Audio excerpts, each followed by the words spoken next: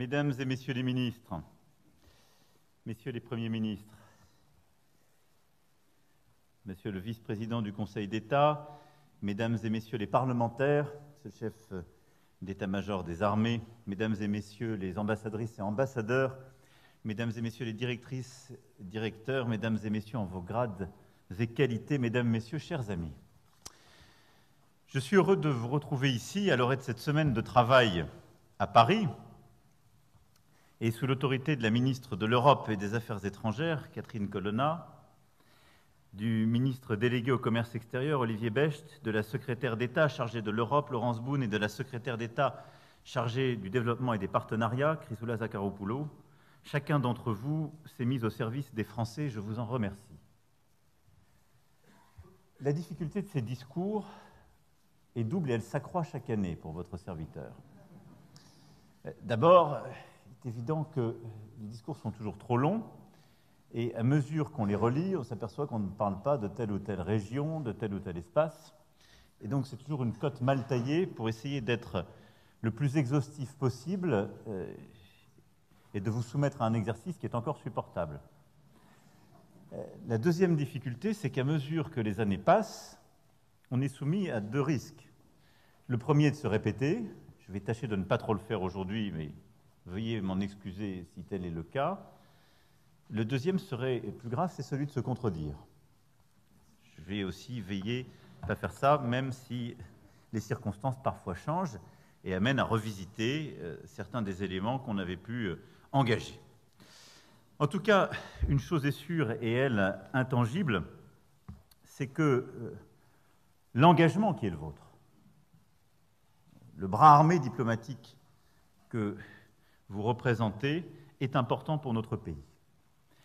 Et les Français déploient l'énergie, le talent, l'ambition qui permettent que, précisément, notre pays soit à nouveau la première destination des investissements étrangers en Europe, un pays d'innovation, de transition rapide vers la neutralité carbone, un acteur majeur de la sécurité en Europe et dans le monde, un partenaire essentiel du développement et de la solidarité internationale, et tout ça est le fruit de votre engagement et de votre travail, dans un contexte de plus en plus compliqué.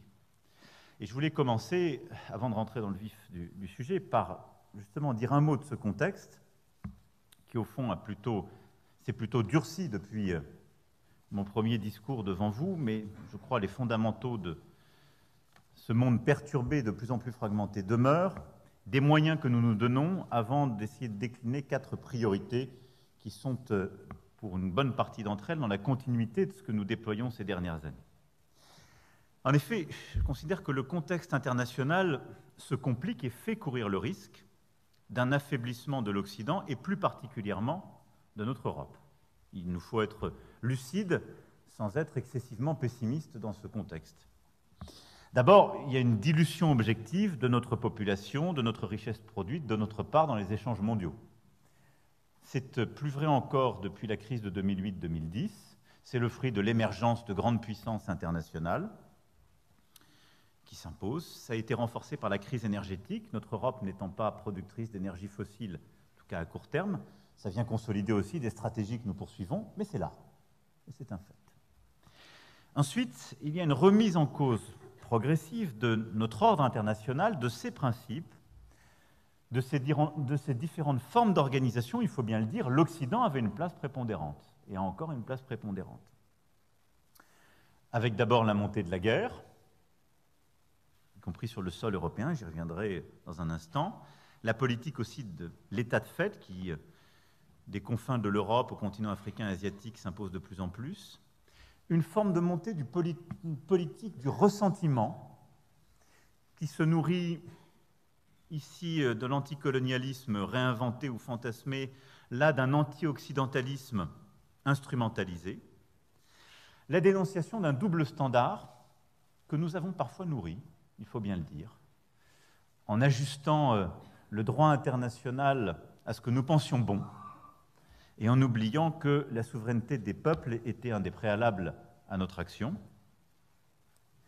et une contestation croissante du Conseil de sécurité des Nations Unies, mais également de beaucoup de nos organisations internationales. Nous ne pouvons pas ne pas l'entendre.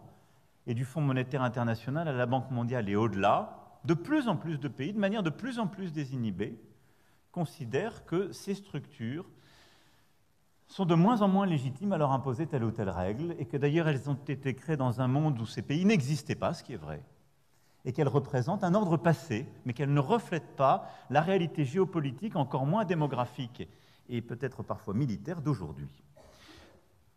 Ceci se traduit, sans qu'on doive en majorer la réalité, mais par des symptômes, comme par exemple ce que nous avons vu ces derniers jours avec tentative d'élargir ce sommet BRICS. Il faut rester lucide sur la réalité de ce qu'il emporte. Néanmoins, il témoigne d'une volonté de faire émerger un ordre alternatif, en tout cas quelque chose qui viendrait se substituer à ce qu'on appelait jusqu'alors un ordre international, vu comme trop occidental, ou en tout cas aux règles devenues moins légitimes. Tout ça dans un contexte croissant de tensions sino-américaines, qui, il faut bien le dire, bouscule aussi notre droit international, puisqu'il s'est traduit ces derniers mois par une remise en cause patente de notre ordre commercial international. La première et la deuxième puissance commerciale décidant de fait de ne pas respecter les règles commerciales jusqu'alors établies. Ce qui est un fait nouveau, mais enfin qu'on ne peut pas non plus totalement ignorer. Une forme de nouveau protectionnisme monte, il est là. Tout cela conduit à un risque de partition du monde, à un affaiblissement de l'ordre international basé sur le droit, à un affaiblissement de l'idée démocratique, on le voit par la montée de ce moment illibéral, et au fond de nos mécanismes de coopération et de partenariat existants. Alors même que nous sommes, dans ce moment, confrontés à des défis de plus en plus planétaires qui requièrent plus de coordination. Qu'il s'agisse de la paix et de la stabilité, du climat et de la biodiversité, de la lutte contre la pauvreté pour le développement, mais également de l'intelligence artificielle et du numérique ou de la lutte contre l'évasion fiscale. Chacun de ces sujets requiert d'avoir un ordre international plus coopératif établi. C'est le paradoxe dans lequel nous vivons. Et notre stratégie doit viser au maximum, avec lucidité, à faire face à ce nouvel ordre, mais y apporter des réponses solides. Alors, dans ce contexte, nous devons avoir une diplomatie assez simple. C'est poursuivre nos intérêts. Et partir de là, notre sécurité, nos intérêts économiques, technologiques, diplomatiques, culturels. C'est de le faire en défendant aussi nos principes, et c'est ce qui, je crois, nous différencie parfois d'autres pays, une certaine aspiration à l'universel, et donc à cet égard, la défense des droits de l'homme, de la dignité humaine, le partenariat avec les acteurs humanitaires, la défense du droit international et le respect de la souveraineté des peuples. Et puis, c'est de construire cette diplomatie sur un chemin d'indépendance qui fait que même si nous avons des alliés, nous appartenons à des organisations solides, comme notre Europe, nous avons une volonté de dialoguer avec tous et de bâtir une diplomatie de confiance, d'équilibre au pluriel, et pas d'équidistance, mais permettant de construire des solutions concrètes face aux défis que j'évoquais et cette fragmentation en marche. Pour cela, nous nous sommes donné ces dernières années, en particulier encore plus ces derniers mois, les moyens. Et je veux remercier à la fois les administrations, mais également les parlementaires ici présents, car nous avons pris des choix forts, cohérents, face à ce contexte international. Je le disais, il y a un an ici même, nous avons réinvesti notre diplomatie, conjuré presque 3 décennies de baisse d'effectifs constants depuis cette année, nous continuerons. Je le disais aussi lors de ma visite au Quai d'Orsay le 16 mars dernier, il était nécessaire de réarmer la diplomatie. Nous avons, ce faisant, remis des moyens, mais aussi permettre, ce faisant, de prendre en charge des enjeux nouveaux, l'influence, la communication, de renouveler les méthodes de travail, de faciliter l'interdisciplinarité, le croisement des compétences. Je ne veux pas reprendre ce que je disais le 16 mars dernier, je vous renvoie à l'expression tenue au Quai d'Orsay. Ensuite, nous avons également renforcé notre investissement solidaire. En donnant plus de moyens, notre APD a été porté au niveau record de 0,55% du revenu national brut en 2023, comme nous nous étions engagés en 2017 et comme la loi prise sous le précédent quinquennat l'avait prévu, ce qui permet désormais à la France d'être le 4e contributeur net à l'effort mondial en termes d'investissement solidaire. En même temps, nous avons porté une réforme profonde de notre Agence française de développement. La Cité du développement se prépare et se déploie. le Conseil présidentiel pour justement l'investissement solidaire après des décisions claires en la matière. Nous avons mis en place un laboratoire, des méthodes nouvelles d'expérimentation, une autre forme de déclinaison sur le terrain, changer la rigidité de nos priorités géographiques pour se donner là aussi beaucoup plus de souplesse et être au service d'une politique de partenariat et d'investissement solidaire plus concrète, mais avec là aussi un investissement réel. Et puis en parallèle, nous avons mis en place un outil militaire plus crédible encore. Nos armées ont toujours été fortes et solides, mais à travers les 2 lois de programmation militaire, les 2 reposant sur des exercices stratégiques solides, eh bien, à l'issue de ces 2 lois de programmation, nous aurons doublé le budget de nos armées, ce qui est inédit dans la période contemporaine. Nous l'aurons doublé en faisant face aussi aux risques et aux conflictualités nouvelles, et du cyber au spatial, en passant par la haute mer, en regardant aussi les nouvelles sphères de conflictualité, mais en renforçant les points forts de nos armées, en consolidant un modèle complet, une indépendance, et en faisant de l'armée française l'armée la plus efficace d'Europe, ce qui est notre objectif. Et je salue l'engagement de nos militaires, mais aussi le partenariat étroit entre nos militaires et nos diplomates à cet égard. Ceci étant dit, et pour déployer au fond la cohérence de ces investissements et de notre action dans le contexte complexe que j'évoquais, je voudrais au fond essentiellement concentrer mon propos sur 4 axes. D'abord, si on veut défendre bien et proprement nos intérêts, nous devons avoir une politique de sécurité et de stabilité dans le contexte nouveau, en particulier de la guerre en Ukraine. Ensuite, je voudrais revenir sur notre stratégie d'indépendance européenne et la poursuite de nos intérêts économiques, technologiques et stratégiques. Ensuite, je voudrais développer devant vous le fait que la France, dans ce contexte, doit chercher à être une puissance partenariale de confiance, à la fois sur le plan géographique, mais pour refonder cette gouvernance internationale. Et je voudrais terminer par quelques mots sur notre politique de rayonnement et d'influence en cohérence avec cette stratégie. Tout ceci s'inscrit, vous le voyez, en continuité avec les propos que j'ai pu tenir devant vous ces dernières années, l'action que vous conduisez avec beaucoup d'engagement et, je dois le dire aussi, les défis qui sont les nôtres. Par avance, je veux dire ici que je ne couvrirai pas, comme je l'évoquais en plaisantant, toutes les zones géographiques, ce serait impossible, et j'aurai l'occasion dans les prochains mois de revenir sur tel ou tel autre. Et je veux, avant de rentrer sur ces 4 thèmes, vous renouveler de manière plus spécifique les remerciements, en particulier pour toutes celles et ceux qui ont eu à vivre des situations critiques. La France et les diplomates que vous êtes ont été confrontés ces derniers mois à des situations dans certains pays particulièrement difficiles.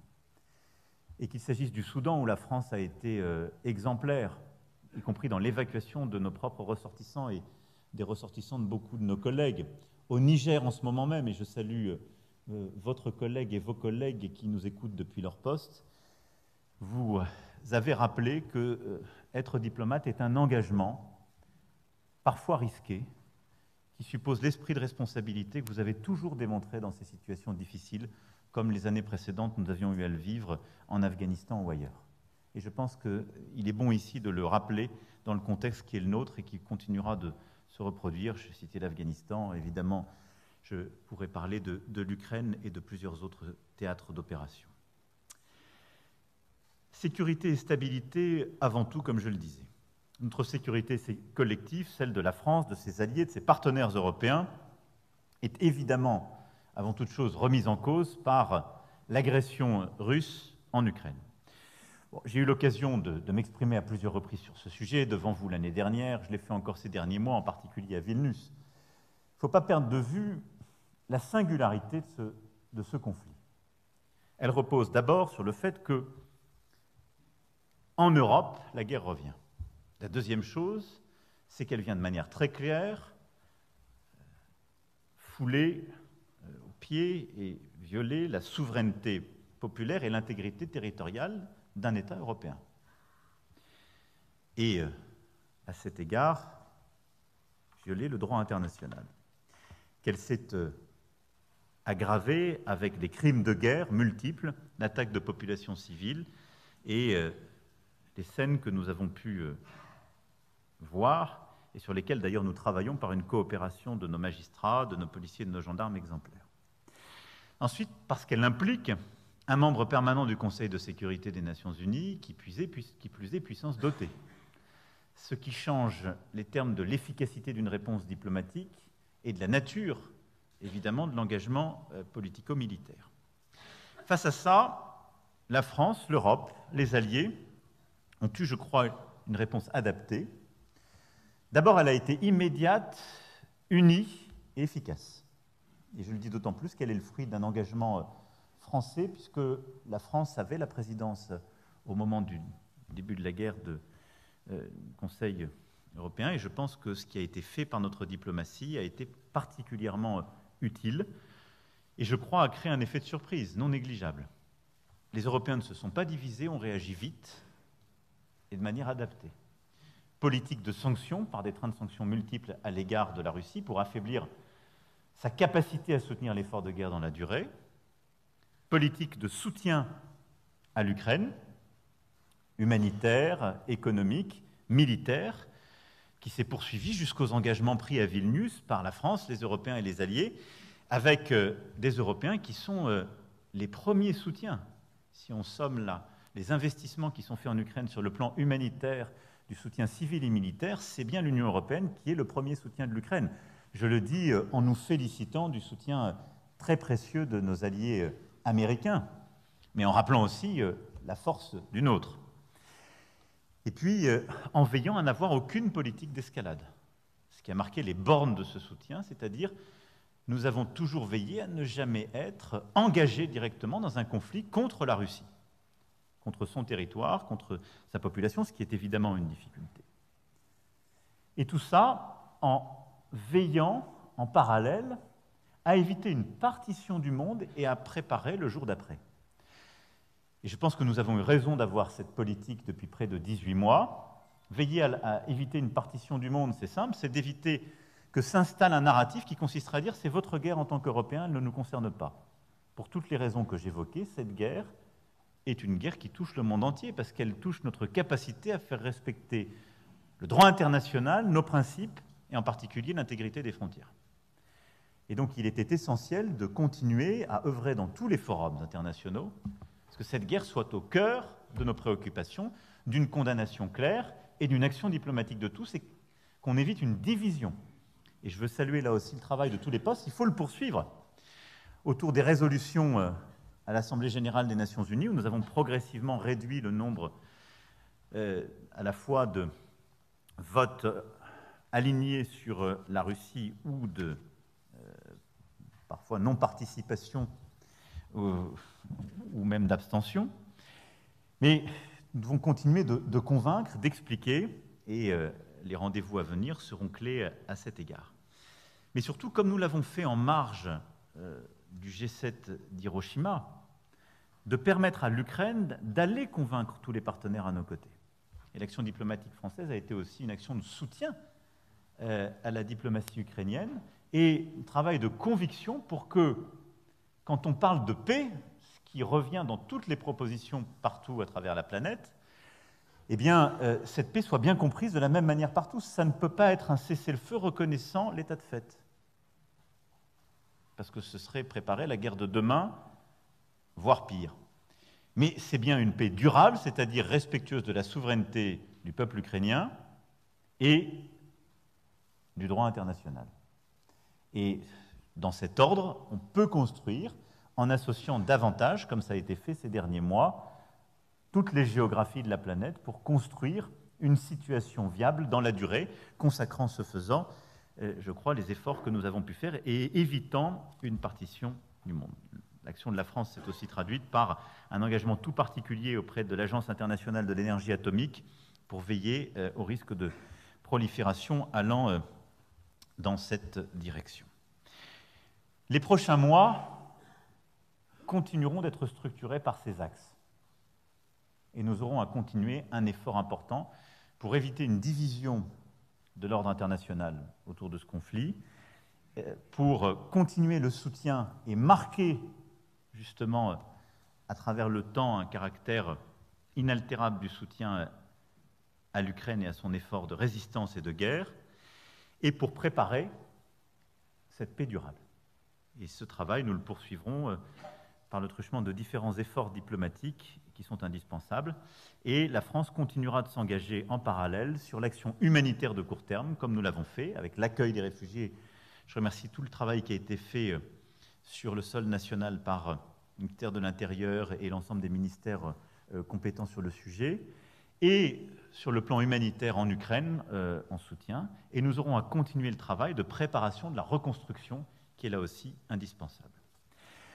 Mais cette paix durable et cette stabilité que nous devons préparer supposent aussi un travail pour nous, Européens. Et je voulais ici avoir également un mot.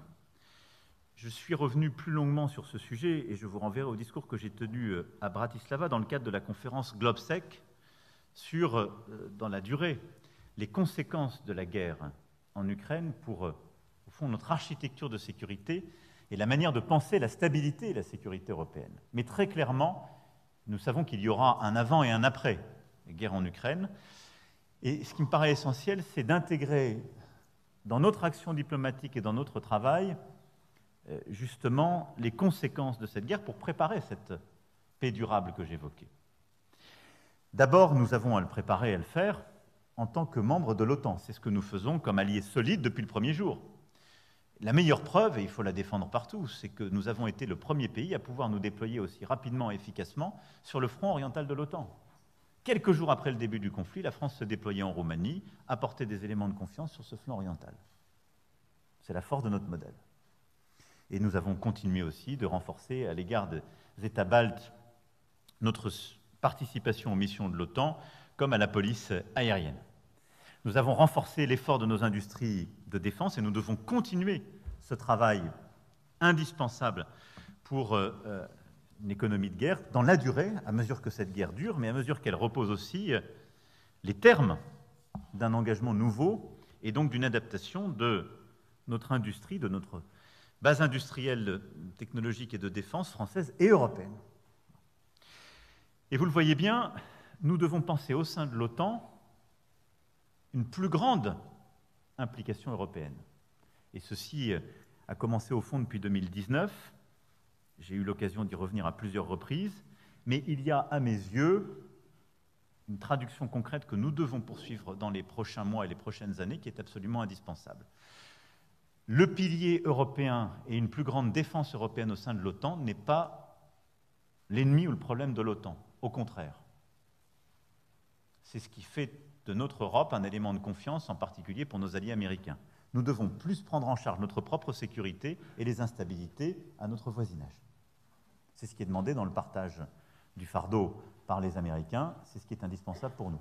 Ce faisant, nous devons renforcer notre autonomie technologique et militaire, davantage produire, davantage standardiser pour l'industrie de défense européenne et penser davantage notre défense en européen.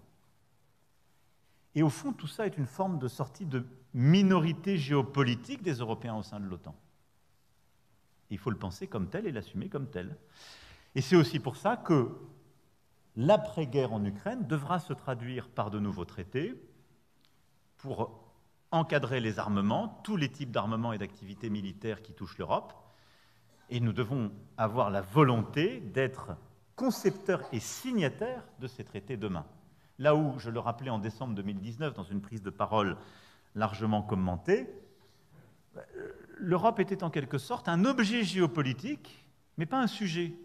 Tout ce qui nous touchait quand il s'agissait des armements intermédiaires ou autres, touchait notre sol, mais nous n'étions pas signataires des traités. Et le non-respect par l'un ou la dénonciation par les deux nous touchait sans que nous puissions en quelque sorte faire autre chose que nous indigner.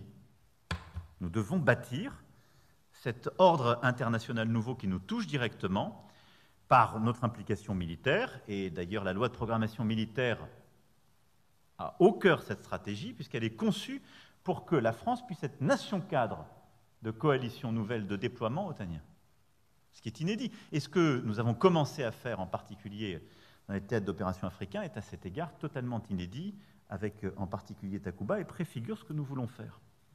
Et donc nous devons continuer de convaincre tous nos partenaires européens de la nécessité de cette stratégie à travers des coopérations de défense bilatérales ou européennes, à travers plus d'intimité stratégique et opérationnelle, que nous avons commencé avec l'initiative européenne d'intervention et que nous devons déployer dans les années qui viennent, et à travers de nouvelles coopérations capacitaires. Et à cet égard, je veux dire l'importance pour nous des coopérations bâties avec l'Allemagne, qu'il s'agisse de l'avion ou du char du futur. Nous savons que les débats sont parfois difficiles, que les remises en cause peuvent arriver quelquefois. Nous sommes intraitables sur le caractère stratégique de ces partenariats décidés ici même en juillet 2017 avec la chancelière Merkel à l'époque, mais nous devons dans le temps les poursuivre et bâtir de nouveaux partenariats capacitaires, qu'il s'agisse du spatial, du maritime ou du cyber, car c'est ainsi qu'on renforcera ce pilier européen d'une défense de tous les alliés. Au-delà de ce cadre, nous devons penser une stabilité européenne qui ne soit pas uniquement sécuritaire et qui, en quelque sorte, ne se fasse pas uniquement par le truchement de l'OTAN. Et c'est le cœur de ce que nous avons proposé avec la communauté politique européenne. C'est une proposition de mai 2022. C'est une vieille idée française, je dirais franco-tchèque, puisque c'est à peu près ce que Václav Havel et François Mitterrand avaient proposé avec la Confédération européenne. Elle n'avait pas vu le jour à l'époque, parce que la Russie était dans l'affaire, et il était peut-être trop tôt, compte tenu du retour de l'histoire, de proposer une telle alliance et un partenariat ouvert si rapidement. Mais cette communauté politique européenne, proposée en mai 2022, qui a déjà eu 2 premières réunions, à Prague et à Chisinau, et qui donnera lieu à une nouvelle réunion à Grenade dans quelques semaines, c'est une victoire française déjà, mais c'est aussi une victoire et avant tout européenne. C'est l'idée de dire que l'Europe doit se penser comme un continent large, géopolitique, pas simplement à travers des alliances militaires structurées par l'histoire, de manière absolument non conflictuelle avec son voisinage, mais pour structurer les thématiques d'immigration, d'énergie, de sécurité, d'innovation, de connectivité, etc., etc. Et qu'au fond, il faut bâtir de l'intimité stratégique, davantage de convergence pour consolider une Europe géopolitique. Nous devons continuer d'avancer sur ce terrain et ce forum sera absolument déterminant si on veut bâtir dans la durée une Europe en paix. Et puis, au-delà de cela, il y a évidemment notre Union européenne qui, dans les prochains mois, mais j'aurai l'occasion d'y revenir de manière spécifique, aura à vivre un double mouvement qui n'est pas incompatible, mais qui supposera quelque audace et quelques changements institutionnels à coup sûr. C'est que nous avons en Européens à penser à la fois plus d'intégration de nos politiques, j'y reviendrai en parlant d'autonomie, mais on le voit bien en matière de défense, en matière de climat, en matière technologique, en matière d'économie. Le cœur de l'Europe a besoin d'être plus intégré si on veut faire face aux défis présents. Et si nous voulons être plus forts, plus stables, nous sommes engagés sur une voie d'élargissement, en particulier à l'égard des Balkans occidentaux, car il est impossible d'avoir une Europe qui est en quelque sorte mitée par de l'instabilité géopolitique, des interférences et une espèce de processus sans fin qui nourrit le désespoir et les divisions. Le risque serait de répliquer ce que nous avons déjà fait, c'est-à-dire de penser l'élargissement sans l'intégration. Je peux témoigner assez aisément qu'une Europe à 27, c'est assez compliqué à faire évoluer sur les sujets essentiels. Ce sera de plus en plus. Une Europe à 32 ou 35 ne sera pas plus simple, pour rester pudique. Et donc, il nous faut une certaine audace pour accepter plus d'intégration sur certaines politiques, peut-être d'ailleurs plusieurs vitesses de cette Europe. J'ai déjà eu l'occasion d'en parler il y a 5 ans, et j'y reviendrai dans quelques mois, mais il est clair que l'Union européenne sera un pilier de cette stabilité, de cet ordre à venir. Mais vous le voyez à mes yeux, de l'OTAN et du pilier européen en matière de défense, en passant par la communauté politique à l'Union européenne, les défis sont majeurs pour penser l'après-conflit. Il faut le penser dès maintenant et le structurer dès maintenant. Mais cela passera par une plus grande lucidité géopolitique et militaire des Européens, une volonté d'avoir plus d'autonomie, une volonté de préserver notre Union et de conserver aussi une dynamique d'approfondissement pour les membres qui sont prêts à aller dans ce sens parmi nous. Pas tous, mais en ayant en quelque sorte cette attractivité seule permise par l'audace de quelques-uns. Ceci, évidemment, ne vaut que si, dans les mois et les années qui viennent, nous restons fermes sur la doctrine, la stratégie qui est la nôtre à l'égard de l'Ukraine et de la Russie. La Russie ne peut ni ne doit gagner cette guerre.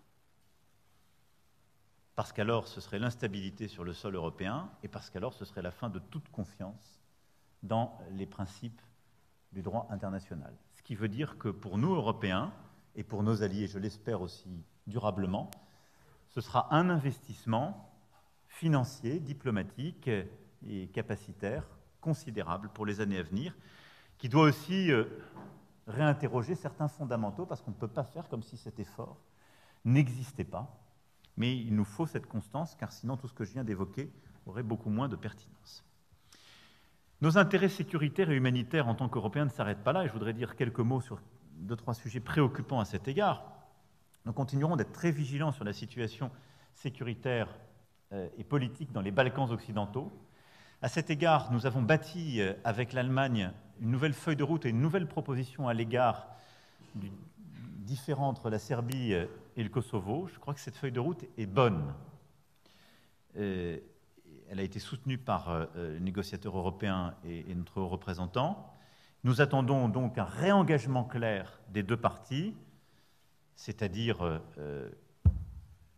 un réengagement sur les élections municipales attendues, un réengagement serbe dans les institutions afférentes, une reconnaissance des municipalités justement dans le nord serbe de la part des autorités kosovares, une pacification de cette situation. Et je le dis parce que la France et l'Allemagne se sont engagées, ont aussi eu des mouvements d'ouverture, en particulier sur la politique de visa ou sur d'autres éléments économiques qui seront revus s'il n'y a pas une politique de responsabilité de la part des deux parties.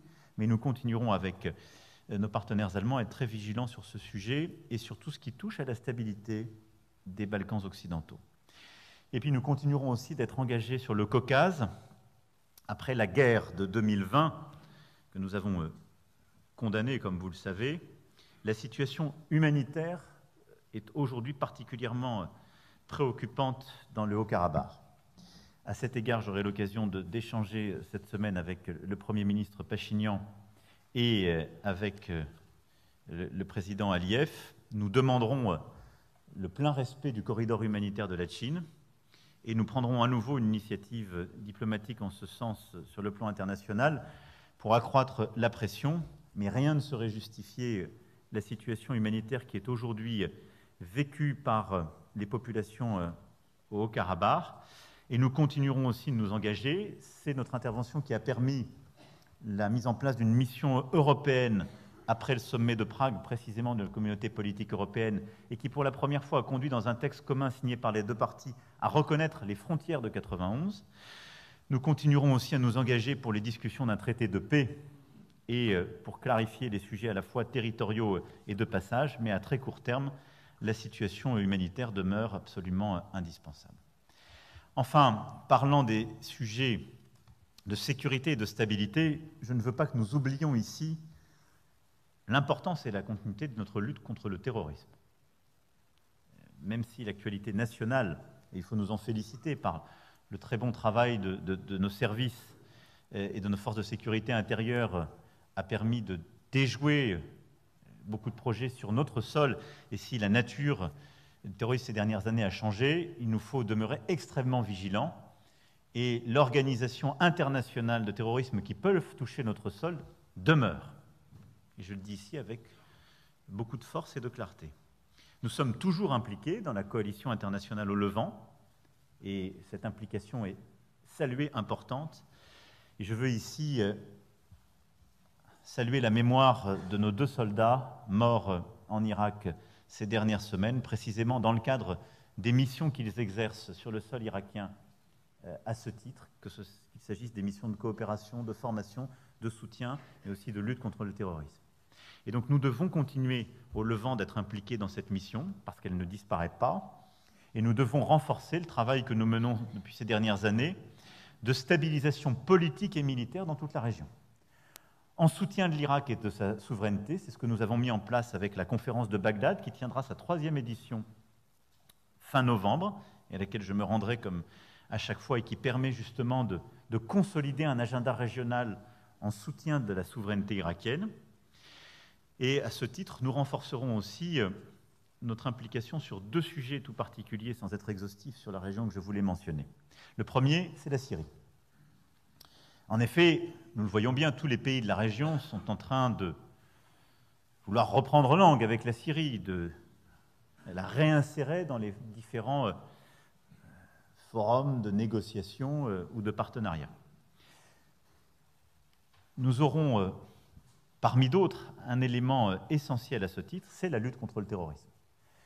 Et je retournerai à la conférence de Bagdad avec un de ces points, justement, que je mettrai en avant, et j'ai eu l'occasion, qu'il s'agisse de nos dialogues avec la Jordanie, les Émirats arabes unis, l'Irak, comme je l'évoquais, l'Arabie saoudite ou d'autres, quelque réinsertion que ce soit dans les instances régionales doit supposer une coopération accrue dans la lutte contre les organisations et les groupes terroristes sur le sol syrien et dans la région, et lever toute ambiguïté, mais également doit s'accompagner d'un processus politique permettant aux réfugiés de réintégrer avec des garanties de protection, de reconnaissance et de sécurité politique et économique le sol syrien. Le deuxième point que je voulais faire, c'est l'Iran. Je me félicite des avancées de ces dernières semaines, mais peut-être est-ce l'expérience, je ne saurais trop me féliciter avec beaucoup d'enthousiasme. Parce que nous savons que d'abord les accords peuvent être fragiles, que parfois ceux qui les concluent les dénoncent, et que ceux qui les signent ne les respectent pas, ce qui rend humble sur la nature des accords qui peuvent se signer en la matière. Je veux dire simplement à l'égard de l'Iran, d'abord que la France continuera d'avoir une politique claire, aucune faiblesse, et une demande très ferme que nos 6 ressortissants qui sont détenus de manière arbitraire soient libérés. Rien ne justifie la détention de 6 ressortissants français aujourd'hui dans les prisons et dans des conditions inadmissibles en Iran.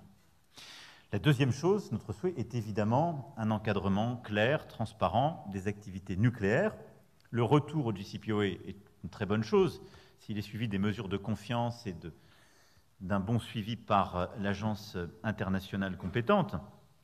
Mais nous devons continuer d'encadrer justement ces activités et retrouver en tout cas un chemin qui est indispensable pour toute la région. Mais troisième élément que je ne veux pas oublier, c'est aussi d'encadrer les activités de déstabilisation régionale que l'Iran a menées ces dernières années.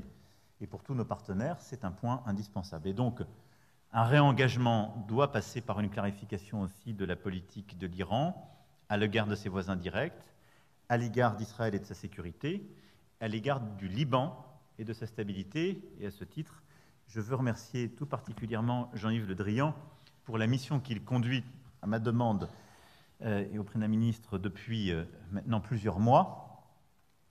Il faut imaginer Sisyphe heureux, monsieur le ministre, mais qui consiste à trouver un chemin politique. Celui-ci, nous devons le trouver à court terme, mais je pense qu'en tout cas, un des éléments clés de cette solution politique au Liban passera par une clarification des interférences régionales, dont celle de l'Iran, à coup sûr.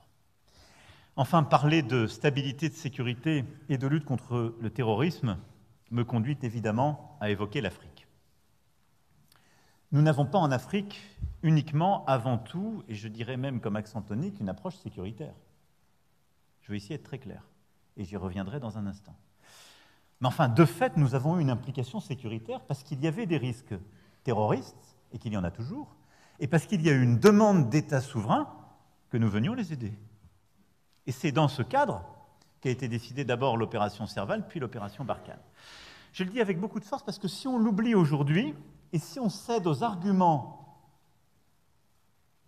inadmissibles de cette alliance baroque des prétendus panafricains avec les néo-impérialistes, on vit chez les fous. La France est intervenue dès 2013 parce que des États nous ont demandé d'intervenir parce qu'ils étaient en train d'être simplement coupés en deux.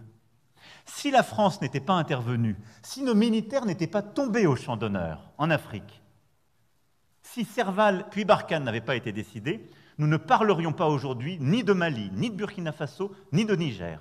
Ces États n'existeraient plus aujourd'hui dans leurs limites territoriales. Je peux vous le dire avec certitude.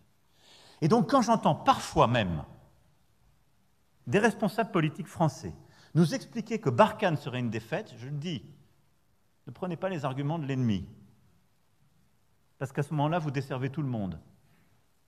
Vous rendez un drôle d'hommage à nos militaires. Et donc, il faut, avec beaucoup de force, défendre le bien fondé de ces opérations. Nous sommes allés aider des pays amis et partenaires à défendre leur sol et à lutter contre le terrorisme chez eux. C'est un reproche qu'il faut nous faire? C'est mal d'avoir fait ça? De grâce? Non. Et donc, oui, nous devons être exigeants, repenser des partenariats nouveaux et ne céder à aucune forme de paternalisme contemporain. Je vais y revenir dans un instant sur notre politique africaine. Enfin, il ne faut pas commencer à tout inverser et à considérer que maintenant, on ne pourrait plus aller aider un État qui veut défendre l'ordre chez lui sur une base légale, et c'est le cas dans lequel nous sommes intervenus dans la région. Demande souveraine, demande de la CEDEAO. Nous sommes en train de changer ce cadre. Je vous renvoie au discours que j'ai tenu ici en février dernier. Pourquoi? D'abord parce qu'il ne faut pas rester trop longtemps à lutter contre le terrorisme, mais parce que la nature de ce conflit change. Parce que la nature même du terrorisme est en train de changer dans toute la région, parce qu'on voit une montée du fait ethnique, parce qu'il y a une crise, au fond, politique et économique qui s'installe au Sahel et qui est en train d'installer et en quelque sorte de créer dans la durée une crise dont les nouvelles formes de terrorisme sont une conséquence. Et donc il était tout à fait pertinent d'avoir l'action que nous avons conduite, mais elle ne peut pas durer sous la même forme, elle doit être adaptée. C'est ce que nous avons d'ailleurs décidé il y a quelques années dans un premier réajustement de notre dispositif, ce que nous avons décidé en début d'année par une politique de réaménagement de toutes nos bases, d'allègement et de partenariat, et c'est ce que nous sommes en train de faire et sur lequel nous irons encore plus loin dans les prochains mois. Pourquoi? Parce qu'une présence stable, posée en quelque sorte sur le plan militaire, est un argument utilisé par nos ennemis dans le cadre de la lutte informationnelle pour nous fragiliser, alors même que le cœur de la réponse doit être politique par les États africains, et donc la France ne peut pas être un substitut, et la réponse militaire ne peut pas être quelque chose qui se substitue à la réponse politique. Et donc ça doit d'abord être une réponse politique. Notre présence militaire doit se structurer sur la base de partenariats demandés par les pays africains, qu'il s'agisse de formation, d'équipement, etc. Et donc nous repensons totalement le cadre de ce partenariat, totalement, y compris sur les capacités militaires que nous livrons, y compris sur les formations que nous avons rouvertes. Et dans le cadre de la loi de programmation militaire, le ministre et le SEMA m'ont proposé un schéma totalement différent sur lequel nous allons aller encore plus loin. Mais il est indispensable de poursuivre ce chemin avec, là aussi, de nouveaux partenaires. Le Bénin, pour n'en citer qu'un, dans la région du Golfe de Guinée, le Kenya, avec lequel aussi nous bâtissons de nouvelles opérations régionales, et en nous appuyant sur des forces régionales permettant d'assurer la sécurité. Sur le cas du Niger, c'est exactement ce que nous sommes en train de faire. Alors, si vous me permettez, au-delà de cette doctrine d'ensemble, de revenir sur ce que nous avons vécu cet été.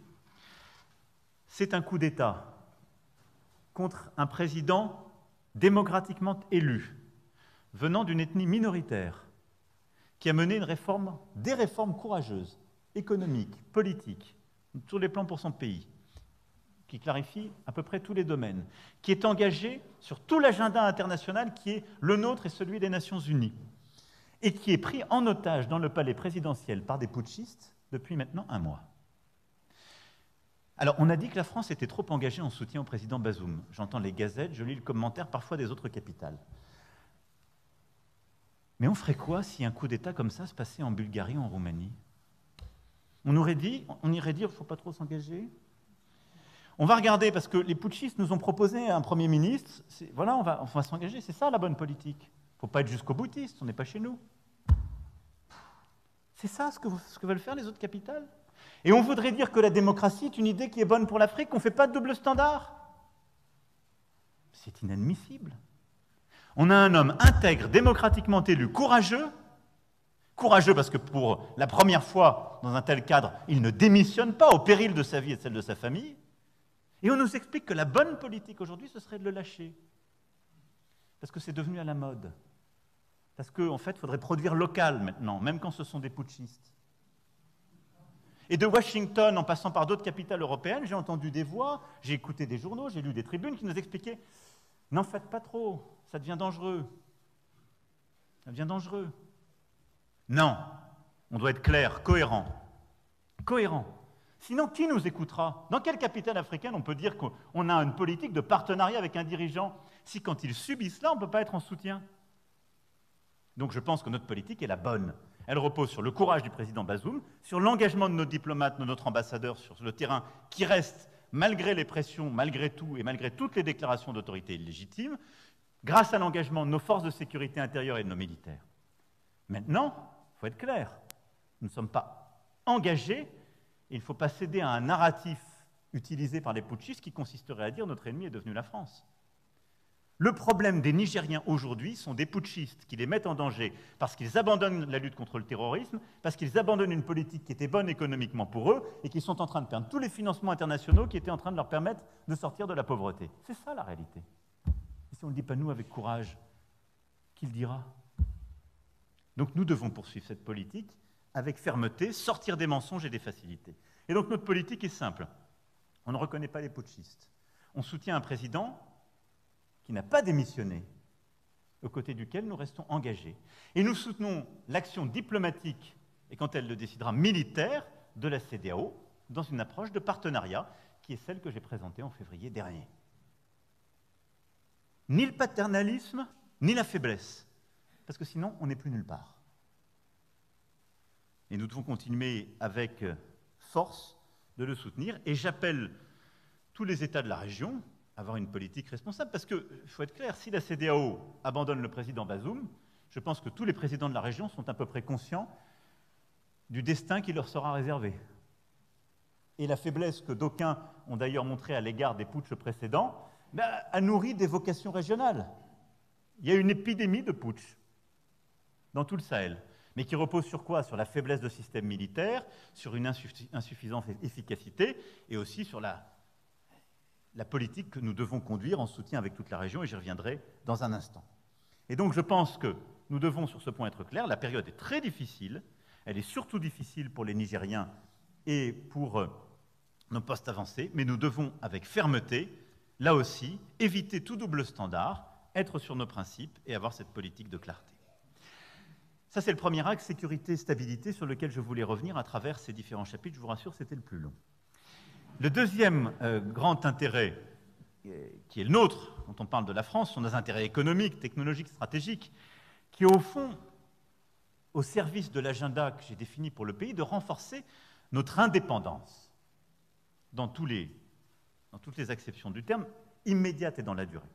L'indépendance ne veut pas dire l'autarcie, mais ça veut dire que quand on a des partenaires, on les choisit, mais on ne peut pas durablement être une puissance, avoir même une diplomatie, parfois des actions militaires fortes et crédibles, si on a des dépendances économiques, technologiques ou de matériaux à l'égard de tel ou tel. Oserais-je dire que nous l'avons vécu dans la période récente, nous tous Européens, et tout ça nous a conduit à un réveil. Ça doit irriguer notre approche à tous égards et notre diplomatie. C'est la clé d'une sécurité durable, et c'est la clé d'autant plus que nous sommes à un moment de réallocation internationale des ressources et des innovations. Et ce qui est en train de se faire aujourd'hui va décider du monde dans 10 ans, 15 ans, 20 ans. D'abord, il y a une prédation sur les ressources et matériaux rares, il ne faut pas être naïf. Les Chinois l'ont commencé avant nous, on les regardait jouer au Go, on se demandait quel était le jeu, maintenant on est en train de comprendre. Mais il y a des matériaux rares et des ressources sur lesquelles nous, Français, Européens, nous devons avoir accès pour diversifier et ne pas dépendre. Et ensuite, sur deux grands sujets les industries vertes et l'intelligence artificielle, les nouvelles technologies, il y a un moment d'investissement massif et de réallocation des forces productives qui va déterminer beaucoup de choses, de nos capacités à être indépendants, à bâtir des emplois dans nos pays, mais y compris à avoir des technologies civiles et militaires souveraines dans l'avenir. Et ceci doit absolument structurer notre approche diplomatique en la matière. C'est pourquoi, si on veut être indépendant, il faut une stratégie française et européenne d'autonomie stratégique. Il y a maintenant 6 ans, j'utilisais le terme d'une Europe plus souveraine au discours de la Sorbonne. On disait que c'était une belle idée française. Pour les gens les plus pudiques, les plus positifs, les autres disaient que c'est une foutaise française. Et ça ne viendra pas, c'est ça pour se faire plaisir. Je constate qu'il y a eu un réveil ces 5 dernières années, ce qui est notre victoire collective.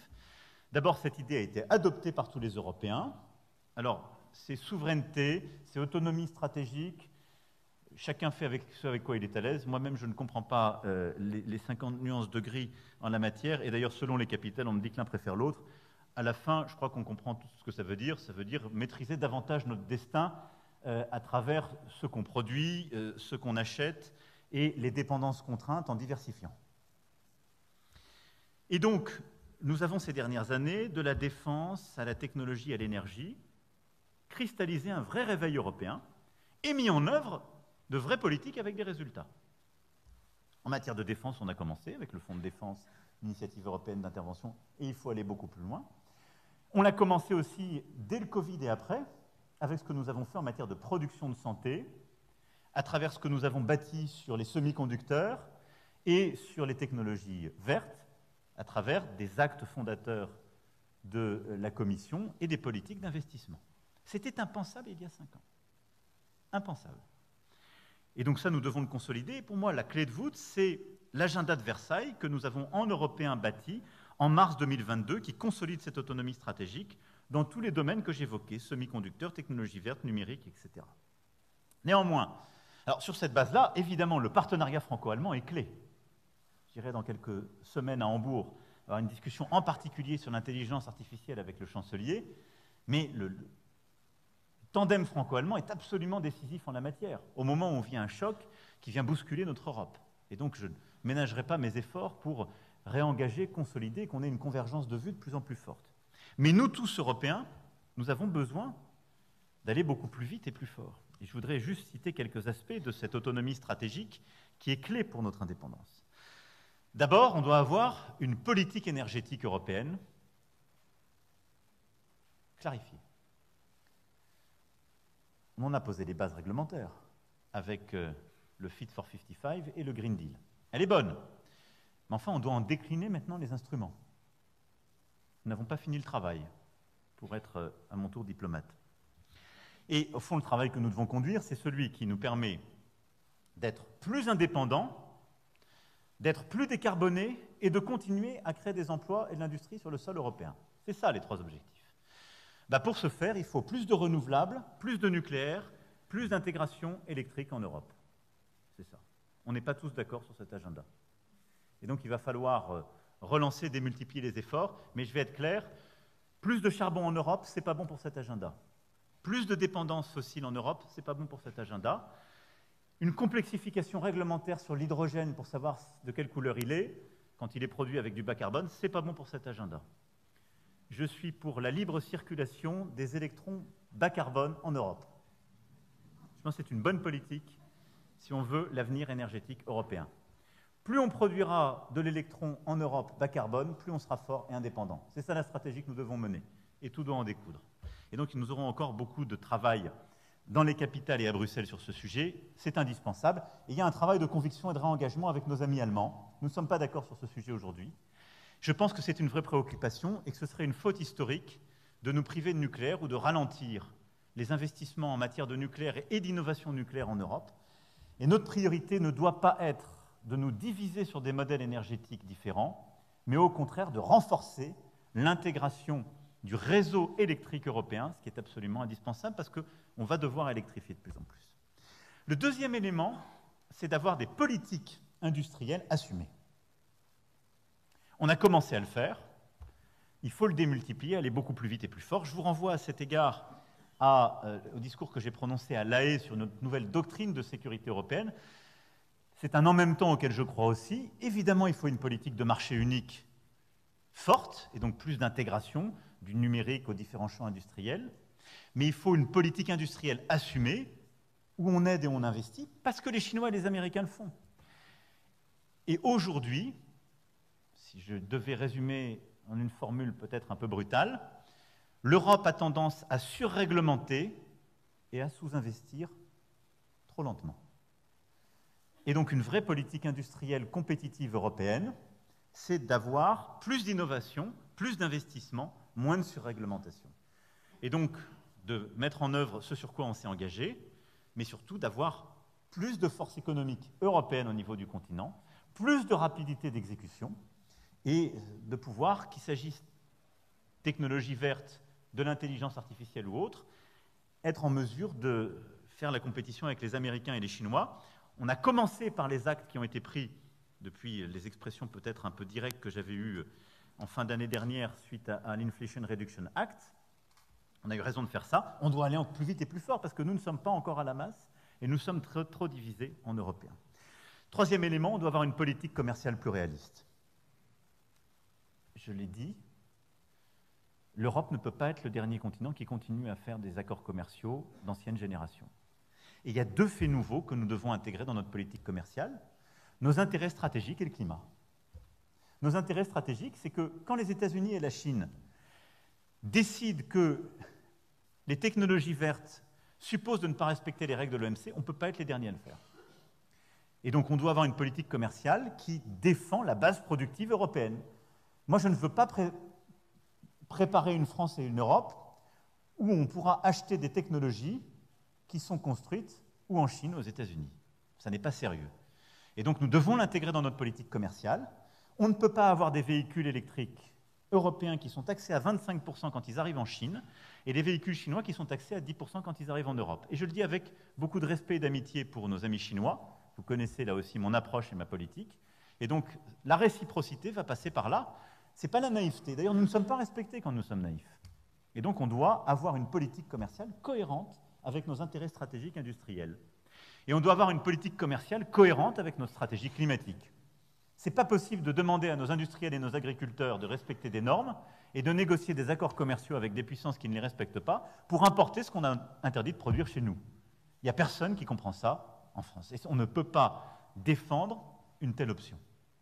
C'est ce qui nourrit les populismes partout en Europe et c'est ce qui est en train de préparer un agenda absolument catastrophique qui fait monter les extrêmes partout en Europe. C'est pourquoi nous continuerons d'être opposés à des accords commerciaux qui permettraient d'importer sur le sol européen des produits qui ne respectent pas nos normes sanitaires, climatiques, qu'il s'agisse du carbone ou de la biodiversité. C'est d'ailleurs ce qui fait de nous ensuite une puissance prescriptrice en la matière. Je vous rappelle que c'est parce que nous avons poussé les premiers à l'interdiction de la déforestation importée qu'on a mis la pression sur beaucoup de puissances pour éviter d'avoir ces pratiques. Et puis, dernier point, nous devons avoir une Europe en la matière beaucoup plus intégrée et unie. Et ceci est au cœur, cet agenda stratégique et d'autonomie stratégique européen doit être au cœur de l'agenda européen à venir et, à mes yeux, des échéances de 2024 qui vont structurer le débat européen. Tout ce que j'évoque là, c'est une Europe plus lucide, plus souveraine, plus intégrée, plus unie. Cet agenda, il faut absolument le clarifier, il supposera des réformes structurantes. Mais vous le voyez bien, notre indépendance et la défense de nos intérêts économiques, technologiques, stratégiques passent par cet agenda européen, porté, défendu et, si je puis dire, accru dans les mois et les années qui viennent. Sur le plan bilatéral, j'attends de vous principalement trois choses au-delà des missions que vous connaissez parfaitement et que vous exercez chaque jour. Nous devons continuer de renforcer nos efforts en termes d'exportation. Le bilan commercial, vous le savez, le bilan commercial de la France n'est pas bon. Il n'est pas bon essentiellement à raison de nos dépendances énergétiques. C'est aussi pour ça qu'une stratégie allant vers le bas carbone et la sortie du fossile est une bonne stratégie pour la France d'un point de vue commercial.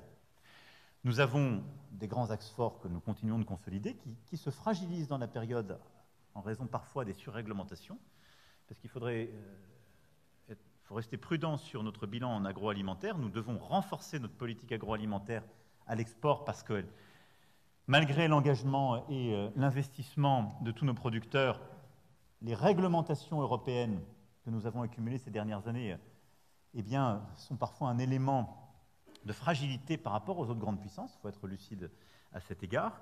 Mais nous devons intensifier notre diplomatie économique et de soutien aux exports. Jeudi sera présenté un plan France Export à cet égard. Et je veux remercier l'implication de toute l'équipe justement de France Export, Business France, la BPI, les CCI, l'AFD avec Proparco et l'ensemble des postes diplomatiques et des services économiques. Ce qui m'importait de dire ici, continuer d'intensifier le soutien aux entreprises de taille intermédiaire, aux PME et aux start-up.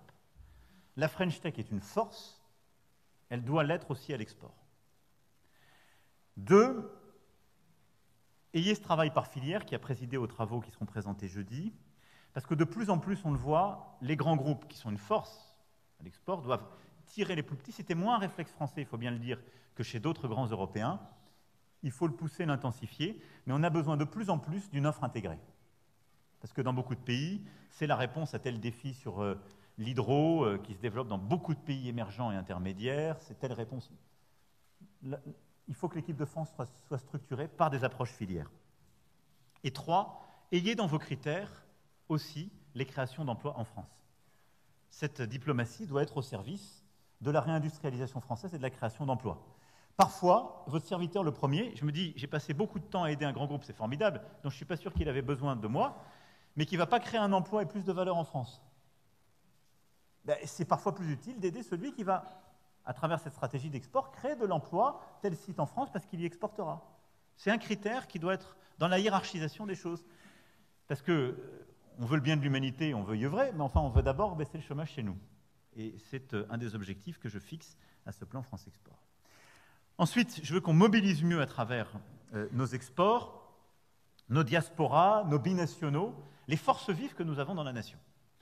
Avec Choose Africa, on a bâti des mécanismes impliquant aussi tous les acteurs qui sont ici présents pour aider les diasporas africaines présentes en France à investir et à porter leurs projets entrepreneuriaux sur le territoire africain et à bâtir beaucoup plus de projets. Ceci doit être au cœur de tous les postes présents en Afrique. Et puis avec le Fonds Maghreb, nous avons déployé là aussi une approche pour que tous les binationaux puissent multiplier les projets des deux côtés de la rive Méditerranée. C'est pour moi un projet au cœur aussi de notre stratégie export qui doit être promu, poussé. Et ces deux éléments ne doivent pas être vus comme anecdotiques ou secondaires. Deuxième élément clé sur le plan bilatéral, ce sont les nouveaux investissements et la stratégie d'attractivité. Je serai très court à cet égard. Je sais que plusieurs campagnes vous ont été présentées ce matin. Choose France est un rendez-vous qui fonctionne bien. Depuis 4 ans, nous sommes le pays le plus attractif d'Europe. On doit renforcer nos efforts, consolider cette politique. Et donc, elle passe par évidemment tout le travail qu'on fait au national. Mais je compte sur votre mobilisation. La prochaine édition se tiendra en mai 2024. Et là aussi, on doit continuer, parfois en mettant l'accent sur tel ou tel pays, ou région, ou telle verticale. Mais je pense que c'est très important de bien préparer ces rendez-vous avec tous les postes. Et puis, dernier point sur le plan bilatéral sur lequel je voulais insister, c'est la sécurisation de nos intrants. On doit intégrer dans la feuille de route diplomatique économique les aspects de terres rares, matériaux rares, minéraux critiques. Suite à la mission qui avait été confiée à Philippe Varin, on a un délégué interministériel qui est en charge de ce sujet, M. Guelzo. C'est très important que la feuille de route soit claire pour tous les postes et qu'on l'intègre à notre diversification. À cet égard, c'est une aberration que j'étais le premier président français à aller en Mongolie quand on voit ce que ça a en potentiel sur certains de ces matériaux critiques, pour rester pudique. Il y a dans beaucoup d'autres pays la même chose. Et donc, on doit avoir cette cartographie et, à travers notre diplomatie, les déplacements ministériels, notre diplomatie parlementaire, renforcer les liens qui sont clés avec les pays qui nous permettent d'avoir, justement, de sécuriser l'accès à ces matériaux minerais rares ou terres rares, parce que c'est un élément de la diversification pour nous de beaucoup de nos productions et donc de notre indépendance. Parler d'indépendance et de nos intérêts me conduit enfin à conclure sur ce deuxième volet, sur l'immigration. C'est un sujet qui est toujours délicat quand on en parle dans un cadre diplomatique et qu'on est président de la République, parce qu'on a l'impression, au fond, qu'on nous conduirait à jouer deux airs différents, l'ère nationale et l'ère internationale. Et d'ailleurs, c'est nos propres difficultés d'organisation qui nous conduisent à ne pas être suffisamment bien organisés et efficaces en la matière. Et c'est vraiment ce que j'ai demandé au ministre de l'Intérieur et des Outre-mer et à la ministre de l'Europe et des Affaires étrangères en la matière. Et je les remercie pour l'amélioration du travail qui a été conduit ces derniers mois. Qu'est-ce qu'on veut en termes d'immigration? D'abord, nous voulons contrôler nos frontières, celles de Schengen, et au sein de Schengen, ensuite les frontières intérieures, quand il y a des risques qui le justifient, ce que prévoit nos traités, ce que nous faisons d'ailleurs dans un contexte terroriste. On veut réduire le flux non maîtrisé et évidemment lutter contre les passeurs et l'immigration clandestine. Et on veut lutter contre toutes les formes de non-coopération au sein de l'Europe qui conduit à faire exploser notre organisation intérieure sous l'action de passeurs clandestins qui contournent le droit d'asile et qui viennent en quelque sorte thromboser notre organisation, ce qui fait que nous avons des délais qui sont insoutenables, des gens qui restent trop longtemps sur notre territoire, et alors même qui sont venus de manière illégale par des passeurs et qui doivent être reconduits chez eux. Quand l'instruction est faite au bout de 18 mois, on ne peut pas les reconduire. Je résume très rapidement les turpitudes que nous vivons depuis des années. Nous voulons le faire dans un cadre qui respecte nos principes et nos valeurs, le droit d'asile et la protection des combattantes et combattants de la liberté, l'immigration économique voulue et les regroupements familiaux, dont on parle souvent beaucoup, en oubliant que l'essentiel de ces derniers sont liés à beaucoup de Françaises et de Français qui épousent des non-Français et qui veulent les faire revenir, quand on regarde la réalité des chiffres. Donc derrière ça, il faut être beaucoup plus efficace, plus résolu, mais aussi plus clair. Un texte de loi va arriver, on a une action européenne qu'on a engagée sous présidence française qui va dans le bon sens. Le sommet de Tourcoing nous avait permis justement de renforcer les mécanismes de protection de nos frontières communes. Nous allons poursuivre cet effort. Mais je voulais insister sur deux points à cet égard, parce qu'en même temps que cet effort, nous voulons évidemment garder notre attractivité, c'est-à-dire permettre la circulation des talents. Je dis bien circulation, c'est-à-dire attirer les meilleurs étudiants, mais leur permettre ensuite d'aller servir leur pays et d'aller et venir. C'est ça la logique du partenariat. Nous voulons continuer d'avoir les meilleurs chercheurs, les meilleurs entrepreneurs, les plus grands artistes, et de rayonner. Donc on doit être une puissance ouverte. Comment tenir les deux? En ayant des objectifs clairs et des instruments qui fonctionnent. Alors, pour ça, le premier point, c'est que nous devons mettre en œuvre le rapport Hermelin sur la politique de visa. Je le dis parce qu'il fait un peu le post-mortem de ce que nous n'avons pas bien réussi à faire lorsqu'on a décidé de durcir notre politique de visa à l'égard d'États qui ne jouaient pas totalement le jeu sur la question migratoire. On l'a fait, ça a gêné beaucoup de familles qui, en fait, alimentaient le lien et la relation, qui n'avait rien à voir avec le non-respect de ces politiques migratoires. Ça a un peu gêné ceux qui les entretenaient, et ça a détérioré notre réputation et notre image, sans beaucoup améliorer notre efficacité, si je fais un peu le bilan de ce qu'on a fait. Donc, néanmoins, ça ne veut pas dire qu'il faut aller vers le laxisme. Non, on doit avoir une politique de rigueur, mais qui nous permet de conditionner de manière intelligente et de simplifier notre politique de visa quand on est avec des gens qui font vivre la relation bilatérale et qui sont bien connus. En somme, comme souvent, on n'est pas assez efficace avec les réseaux de délinquants et on crée trop de turpitudes à l'égard de ceux qui aiment la France et qui font vivre la relation bilatérale. Bon, c'est ça qu'il faut changer. Le deuxième élément, c'est que nous devons avoir une politique européenne clarifiée, c'est ce à quoi nous sommes en train de nous atteler, en matière de contrôle et de conditionnalité de nos aides et de nos politiques de visa au niveau européen et de Schengen. Parce que tout ça ne marche pas si on a des partenaires au sein de Schengen qui ne l'appliquent pas. Ce que nous avons aussi vécu au moment où nous avons durci nos conditions, quand certains voisins ont, eux, libéralisé les mêmes conditions, permis des entrées sur le territoire de Schengen. Voilà. Donc il faut que cette politique, elle soit européenne, parce que, en tout cas, au moins dans le cadre de l'espace de Schengen, et c'est exactement le débat que nous allons avoir dans les prochains mois. Mais voilà l'équilibre, qui n'est pas une ambiguïté, qui est le refus d'une espèce d'esprit de facilité. Nous voulons continuer d'être une puissance attractive et ouverte, mais nous voulons lutter contre l'immigration clandestine, les réseaux de passeurs, et ce qui nuit aujourd'hui à la quiétude et la sécurité dans certains quartiers ou certaines zones de notre pays. Et donc politique européenne, politique de visa et aussi politique française, ce sera le cadre d'un texte de loi qui sera présenté, en tout cas qui poursuivra son chemin parlementaire dans les prochaines semaines sous l'autorité du ministre. Troisième élément sur lequel je voulais revenir, c'est notre rôle de puissance partenariale de confiance. Je suis revenu l'année dernière, ces années précédentes, sur ce que nous avons appelé un multilatéralisme efficace, et dans ce contexte, le rôle de la France comme puissance d'équilibre au pluriel. Notre défi, on ne doit pas en prendre la charge seul, c'est que dans ce monde de plus en plus fragmenté, on a besoin de plus de coopération internationale et d'éviter une partition du monde dans ce duopole et en quelque sorte l'éclatement du monde dans une fragmentation. À cet égard, je veux que nous renforcions notre action autour de quelques éléments, justement, de partenariat auxquels je crois très profondément, qui, tout en défendant nos intérêts, nos principes et ceux de la souveraineté, nous permettent de dialoguer avec chacune et chacun. D'abord, le renouvellement de nos partenariats géographiques. Je vais être très rapide parce que sur le premier, je me suis déjà exprimé beaucoup de fois, c'est l'Afrique. J'ai évoqué l'Afrique sur la question sécuritaire, mais depuis le discours de Ouagadougou en novembre 2017, jusqu'à la conférence tenue ici le 27 février dernier, et à travers les différentes prises de parole que j'ai pu faire, et l'important sommet de Montpellier, qui a pu parfois, pour certaines ou certains, paraître baroque, je pense qu'il est quintessentiel de la nouvelle méthode. C'est que notre partenariat avec l'Afrique doit reposer sur un changement profond d'objectifs, de méthode et d'interlocuteurs. Nous avons encore trop tendance à ne parler qu'avec les capitales et les gens au pouvoir. Évidemment qu'il faut le faire comme partout, c'est un travail d'ambassadeur et d'ambassadrice. Mais sans doute plus qu'ailleurs, il faut parler, renforcer le lien avec la société civile, les oppositions et toutes les expressions des forces vives. C'est absolument indispensable.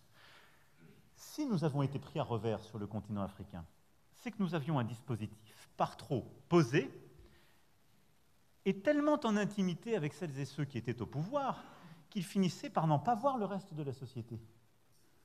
Et à un moment donné, quand la société bouge, on n'a plus de capteurs. C'est une réalité.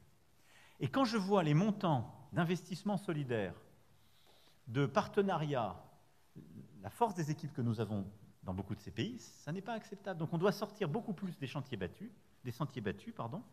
et renforcer le travail avec les sociétés civiles, avec tous les partenaires, avoir un agenda beaucoup plus sur école, santé, agriculture, climat, et donc les fondamentaux pour l'investissement solidaire que nous avons définis dans le cadre du Conseil présidentiel, sortant d'ailleurs aussi des priorités uniquement géographiques qui créent des effets de résilience, d'habitude, et au fond, le gâteau avalé n'avait plus de saveur. Et finalement, on faisait une politique que les gens ne voyaient pas et ne comprenaient pas que c'était la France, ils ne nous disaient pas merci. Parce qu'il faut quand même être lucide. On a aujourd'hui, le sentiment anti-français est largement manipulé par des réseaux, des néo-impérialistes en Afrique, mais il y a aussi beaucoup d'endroits où on ne sait pas que c'est la France qui fait ceci ou cela. Donc on doit renforcer notre lien avec les sociétés civiles et tous les acteurs, y compris ceux qui peuvent paraître comme étant les plus marginaux. On doit renforcer dans nos verticaux les points que j'ai évoqués. On doit avoir une approche beaucoup plus par la formation, le développement économique, et renforcer aussi notre action par la culture, le sport et tous ces leviers. À cet égard, je veux souligner l'importance qu'avait eu la saison Africa 2020, qui, de l'innovation, la technologie, en passant par la culture, avait complètement changé, je crois, le regard croisé que nous avons avec le continent. Nous aurons Africa Création à Paris les 6, 7, 8 octobre, qui est un rendez-vous très important sur lequel je demande la mobilisation de tous les postes en Afrique. Et je veux que nous finalisions dans les 6 mois la mise en place de la Maison des mondes africains, qui est un projet très important aussi à cet égard. Dans le cadre de cet effort et de ce partenariat, et donc je vous incite vraiment à poursuivre ce changement de méthode, à aller beaucoup plus loin pour à la fois avoir plus d'influence, plus d'efficacité, renforcer les liens, je veux insister sur notre agenda en soutien et au service de la démocratie en Afrique. Sur ce sujet, nous avons une difficulté qui est notre passé. On l'a digéré, je l'ai dit à Ouagadougou de manière simple. Moi, je suis né après toutes les décolonisations. Et on ne peut pas dire que le continent africain, c'est formidable, c'est un continent très jeune. 70% de ce continent est né après les décolonisations, même plus que 70%. Et continuer à avoir un dialogue complètement complexé par le post-colonialisme. C'est une manipulation, il faut quand même être lucide. Nous, on ne doit pas tomber du côté de la facilité, des habitudes, d'un post-colonialisme qu'on a nourri après colonisation, il faut être lucide, mais avec lequel on a rompu. Mais on doit assumer d'avoir une vraie politique de soutien de la démocratie. Et à cet égard, l'initiative d'Achille Mbembe, le fonds que nous avons mis en place et son action très ouverte sont un élément important sur lequel il faut s'appuyer. Alors, il faut s'appuyer de manière intelligente, c'est-à-dire partenariale, pas en la digérant ou la francisant, mais en acceptant qu'elle est ouverte et au service de tous. Mais comme sur beaucoup d'autres points, nous voulons que notre politique suive cette philosophie. Et je pense que c'est très important. Le deuxième élément de partenariat géographique sur lequel je voulais insister, c'est l'Indo-Pacifique. Depuis mai 2018, nous avons une stratégie sur cette région. Parce que nous sommes une puissance Indo-Pacifique, parce que nous avons 1,5 million d'habitants dans cette région et 8000 militaires. Alors, notre politique Indo-Pacifique, je vais en rappeler les termes, à la fois pour nous, pour nos partenaires de la région et plus largement. C'est une politique d'exigence et d'engagement avec la Chine. J'ai eu l'occasion d'avoir plusieurs discours sur la Chine, j'y reviendrai pas davantage ici. Nous avons fait un voyage, je pense, qui était important il y a quelques mois en Chine à cet égard. La France n'a pas une politique d'hostilité à la Chine. Nous avons une politique d'engagement, nous voulons améliorer les termes de l'échange sur le plan économique, on considère que c'est un grand partenaire sur le plan technologique et autres. Nous savons que les sujets de paix et de climat, pour n'en citer que deux, ont besoin de la Chine pour avoir une solution. Nous sommes lucides sur ces évolutions politiques et ce qui nous différencie, qu'il s'agisse des principes ou d'autres points. Et donc c'est une politique d'exigence et d'engagement. Et je le dis parce que nous sommes à l'aube d'une année importante, puisque 2024 marquera les 60 ans de nos relations diplomatiques et des points de rendez-vous sur beaucoup de notre agenda. Et donc il faut poursuivre cette ligne qui, je pense, est une ligne pragmatique. Et je le dis parce que nous n'avons jamais eu de naïveté, nous n'avons jamais été dans des formats, je dirais, de complaisance avec une politique chinoise plus conquérante. Et nous avons toujours dit, avec beaucoup de respect, mais d'exigence aussi, ce qui allait avec l'autonomie stratégique. Nous sommes le premier pays européen à avoir dit sur les technologies de communication, c'est un sujet de souveraineté nationale, on ne vous laissera pas déployer certains composants. Nous sommes le pays d'Europe qui a le moins certains composants. Le moins. Mais on l'a fait de manière respectueuse. Et ensuite, on a européanisé cette approche. C'est cette ligne qu'il faut garder. Et donc, notre partenariat Indo-Pacifique, c'est de se battre pour un Indo-Pacifique libre, ouvert, en paix. Et au fond, dont la grammaire est de préserver la liberté de la souveraineté, sans esprit de conflictualité, mais en réinvestissant d'un point de vue militaire notre présence, en réinvestissant les exercices conjoints, ce que nous avons encore fait l'été dernier, en nous appuyant sur nos territoires ultramarins, et je pense que c'est un élément très important de notre politique Indo-Pacifique, c'est à travers la Polynésie française, la Nouvelle-Calédonie, Wallis et Futuna, la Réunion, Mayotte, nos terres australes et antarctiques françaises, avoir justement une approche qui valorise ces présences stratégiques et qui déploie des coopérations. C'est ce que nous avons annoncé encore à Nouméa il y a quelques mois sur une académie militaire conjointe et des déploiements. C'est ce que nous faisons en Polynésie française sur des aspects d'infrastructure ou économiques. C'est ce que nous faisons à La Réunion sur nos partenariats régionaux dans l'océan Indien et une diplomatie intégrée.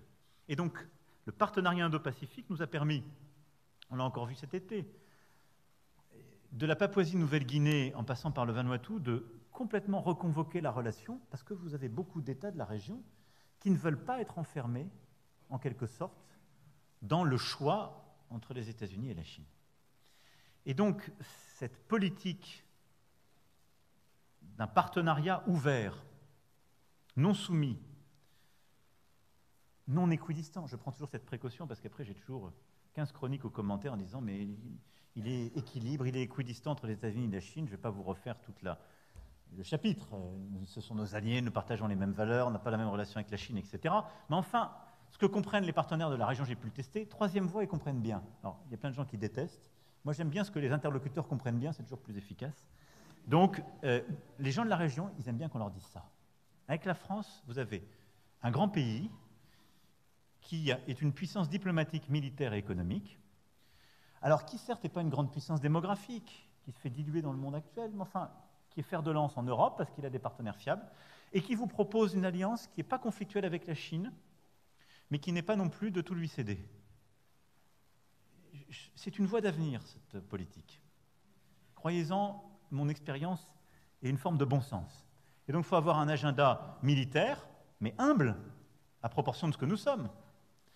Un agenda diplomatique, un agenda climatique, d'économie bleue, de culture, qui est extrêmement fécond et qui s'appuie aussi sur nos territoires ultramarins. Et c'est aussi pour ça qu'il faut beaucoup plus engager dans notre diplomatie régionale nos collectivités ultramarines de toute la région. Je pense que c'est un point absolument clé.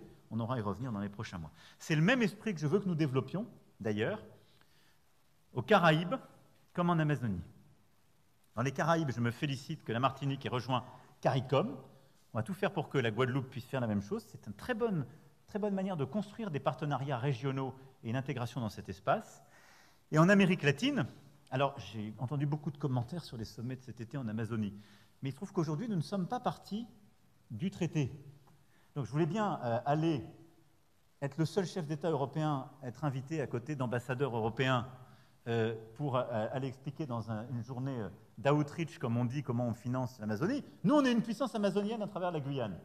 Donc je le dis solennellement, la France est candidate à rejoindre l'organisation du traité de coopération amazonienne et d'y donner toute sa place, et d'ailleurs d'y avoir une représentation associant étroitement la Guyane française. C'est très important, et nous devons jouer notre diplomatie à travers nos territoires ultramarins. Et donc je souhaite vraiment que le Brésil et toutes les puissances de la région puissent accepter notre demande de candidature et nous permettre d'intégrer ce format. Et puis je pense que nous devons repenser très profondément nos partenariats en Maghreb et Méditerranée. Je pense en effet que nous avons ces dernières années déployé avec les sociétés civiles, je l'évoquais pour l'Afrique, mais aussi avec le Maghreb, beaucoup d'initiatives. Le sommet des Neurives, la saison culturelle qui s'organise pour 2026, des multiples partenariats de culture et d'entrepreneuriat. Mais soyons lucides, les relations bilatérales ne sont pas au niveau où elles devraient être.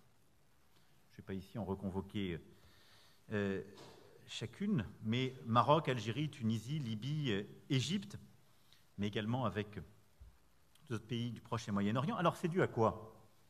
Il y a à chaque fois beaucoup de discussions. Je ne peux pas dire que ce soit un manque d'engagement avec beaucoup d'entre eux de la France, y compris dans les efforts que nous avons pu faire sur les questions de mémoire ou les questions économiques.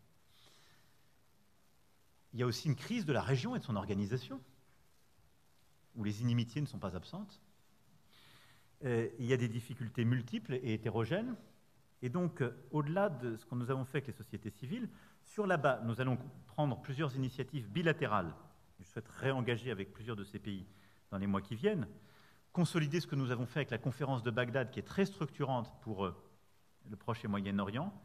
Et je souhaite que d'ici à la fin de l'année, sous l'autorité de la ministre, soit consolidé un agenda de relance intergouvernementale avec toute la région ou plus largement.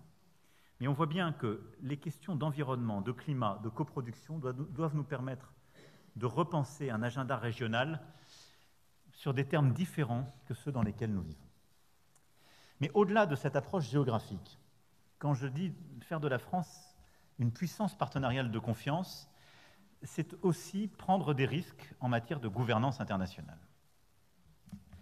En effet, il y a une crise de cette gouvernance internationale, c'est ce que j'expliquais dans mon propos introductif, parce qu'il y a une contestation de plus en plus du Conseil de sécurité, des Nations Unies, du FMI, de la Banque mondiale, etc. Je l'évoquais tout à l'heure dans des termes très directs, c'est ce que j'entends partout, partout. Et il suffit d'ailleurs qu'on ouvre la fenêtre pour avoir à ce moment-là un déferlement. Et certains en jouent, il faut être lucide. Les pays du Golfe aujourd'hui nous regardent, nous disent « vous êtes là avec vos principes, vos droits, vos règles, vos critères du FMI. Vous êtes qui? Un vieux continent déclinant démographiquement, dépendant énergétiquement, incertain technologiquement. Nous allons travailler avec l'Inde, la Chine, moins exigeantes que vous, et beaucoup de pays pauvres et en développement qui préfèrent notre agenda. On les ennuie moins avec nos critères. C'est ce qui se passe. Dans beaucoup de pays où vous représentez la France. Quand on n'arrive pas à trouver de l'argent au FMI, on va les chercher maintenant dans des puissances du Golfe ou d'ailleurs, ou chez certaines autres poches profondes qui proposent un autre agenda avec d'autres critères, d'autres valeurs. Je ne surestime pas ce qu'a signifié le sommet de BRICS+. Enfin, il a dit quelque chose d'un appétit, d'un format alternatif. Je n'ai pas vu des gens frapper à la porte du G20.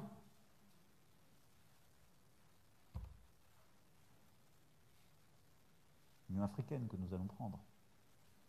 Mais ça nous dit quelque chose du fait que si nous ne savons pas réformer les structures qui sont aujourd'hui les nôtres, qui portent le droit international et des règles qui, me semble-t-il, sont bonnes.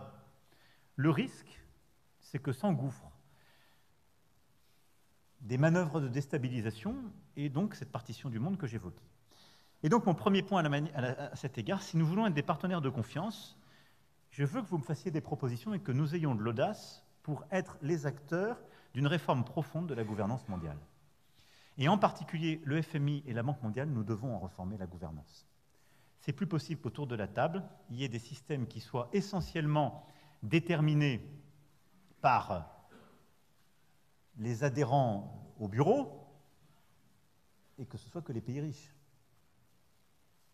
Si on ne réinclut pas beaucoup de ces pays qui aujourd'hui n'y sont pas, alors nous laisserons créer un ordre alternatif et nous irons vers la marginalisation de notre propre système. On doit aller vers plus d'efficacité de ce système, mais aussi on doit en réformer la gouvernance. Ensuite, je souhaite que nous ayons quelque audace et que nous travaillions, nous Européens, et je vais le proposer à quelques chefs d'État et de gouvernement, à des formats nouveaux avec l'Inde, le Brésil, l'Afrique du Sud. Nous ne devons pas nous enfermer dans les formats existants. Et je pense qu'il est très important, avec les grandes puissances émergentes et ceux qui les portent, eh bien, de créer des formats nouveaux et de regarder les éléments de gouvernance internationale, l'agenda justement climatique, énergétique, au-delà des relations que nous avons avec les États-Unis d'une part, avec la Chine d'autre part, et les structures dans lesquelles nous sommes. Mais donc, nous devons avoir de l'audace et je suis preneur de toutes vos suggestions en la matière. À cet égard, nous avons commencé un chemin très structurant, et je veux qu'il pave le chemin des mois et des années à venir, avec la réunion qui s'est tenue en juin dernier à Paris, le pacte de Paris pour les peuples et la planète. Notre sommet, en effet, de Paris pour ce nouveau pacte financier international a donné lieu à cette déclaration que nous avons appelée les 4 P. Ça tombe bien, ça marche aussi dans la langue de Shakespeare comme dans la langue de Molière. Il faut être très simple, les acronymes, les anglo-saxons sont bien meilleurs que nous, donc il faut sortir des sommets. Les 4 P, le pacte de Paris pour les peuples et la planète. Je crois beaucoup à ce que nous avons bâti, parce que nous l'avons bâti d'abord en concevant l'agenda avec des pays pauvres, des pays en développement, des pays à revenus intermédiaires, des pays émergents. Et on a dit au fond, il y a 4 principes simples. On ne doit pas avoir à choisir entre la lutte contre la pauvreté et la lutte pour le climat.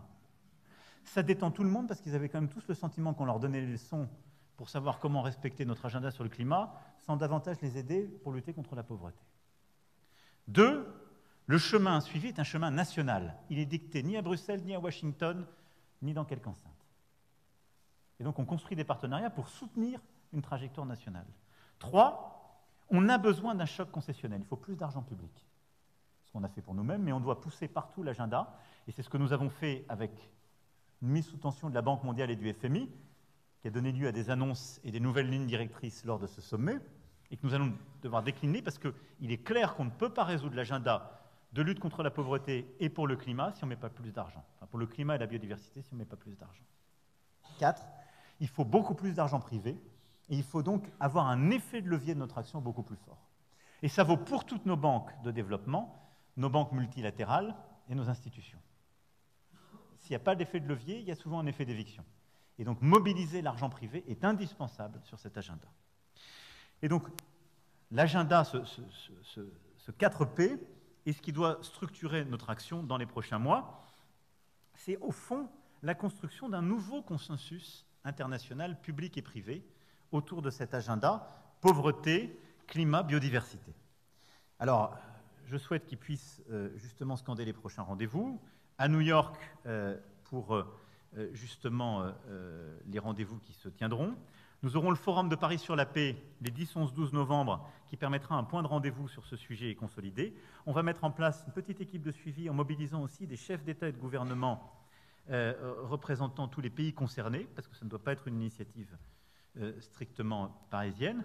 Et nous aurons un point de rendez-vous lors du sommet que nous organisions juste avant les Jeux olympiques et paralympiques, où nous aurons un sommet justement du développement durable olympique en juillet 2024 à Paris, et avec au cœur de l'agenda les 4 P, ce qui est absolument, à mes yeux, indispensable.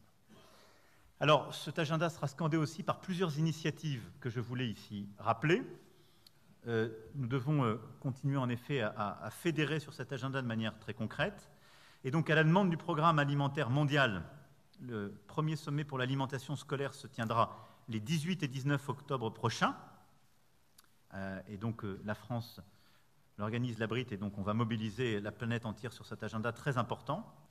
Nous parrainerons aussi la reconstitution du Fonds international pour le développement agricole, les 14 et 15 décembre prochains à Paris, avec un objectif de 2 milliards, ce qui là aussi est très important dans le cadre de la crise alimentaire que nous connaissons, et il vient servir l'initiative Farm que nous avons prise dès les premiers jours de la guerre en Ukraine, en particulier pour renforcer les capacités de production des pays en voie de développement ou à revenus intermédiaires. Et donc, vous le voyez, ce partenariat de confiance passe par cette initiative des 4 P et les jalons que je viens de situer qui sont, à mes yeux, indispensables. De manière concrète, au-delà des rendez-vous que j'évoquais, évidemment, nous continuerons de décliner notre agenda climatique, en liant toujours climat et biodiversité qui sont absolument inséparables, mais avec là aussi plusieurs rendez-vous qui vont marquer les prochains mois. Évidemment, la COP28 sera le rendez-vous clé en fin d'année, alors que tous les signaux d'une crise climatique aggravée se multiplient. C'est notre capacité maintenant à avoir des résultats qui est là. Et ce qui se passe sur le climat est totalement illustratif de ce que je vous dis depuis tout à l'heure. On voit certains émergents utiliser en quelque sorte l'argument politique de « c'est la responsabilité des Occidentaux », et donc on ne va finalement pas faire trop d'efforts. Et là où il y a beaucoup d'argent à mobiliser chez certains émergents ou chez certains États aujourd'hui bénéficiant de la manne des hydrocarbures, il y a un sous-investissement parce qu'en quelque sorte, il y a une forme de diplomatie du ressentiment ou de la stigmatisation à l'égard des Européens et des Américains. Il ne faut absolument pas céder à ça. Mais ça passe par ce réengagement et ce partenariat de confiance, et en particulier sur le thème du climat. Dès la rencontre qui sera organisée par le Kenya dans quelques semaines, et je salue l'engagement du président Ruto, la France évidemment sera à ses côtés, nous allons justement décliner le pacte de Paris pour les peuples et la planète et mettre en place, dès le sommet de Nairobi et pour la COP28, des options de financement nouvelles. Mobilisation Banque mondiale, FMI ensemble, démultiplication d'instruments plus simples et plus rapides, et mobilisation du secteur privé. Ensuite, nous devons bâtir de nouvelles ambitions sur le plan énergétique. La France portera un agenda très clair avec des échéances de sortie du pétrole et du charbon. Parce que c'est là-dessus qu'il faut concentrer l'effort. Au fond, le cœur de la bataille doit être la réduction partout de la dépendance au pétrole, mais surtout la réduction de la dépendance au charbon, en particulier chez les grands émergents.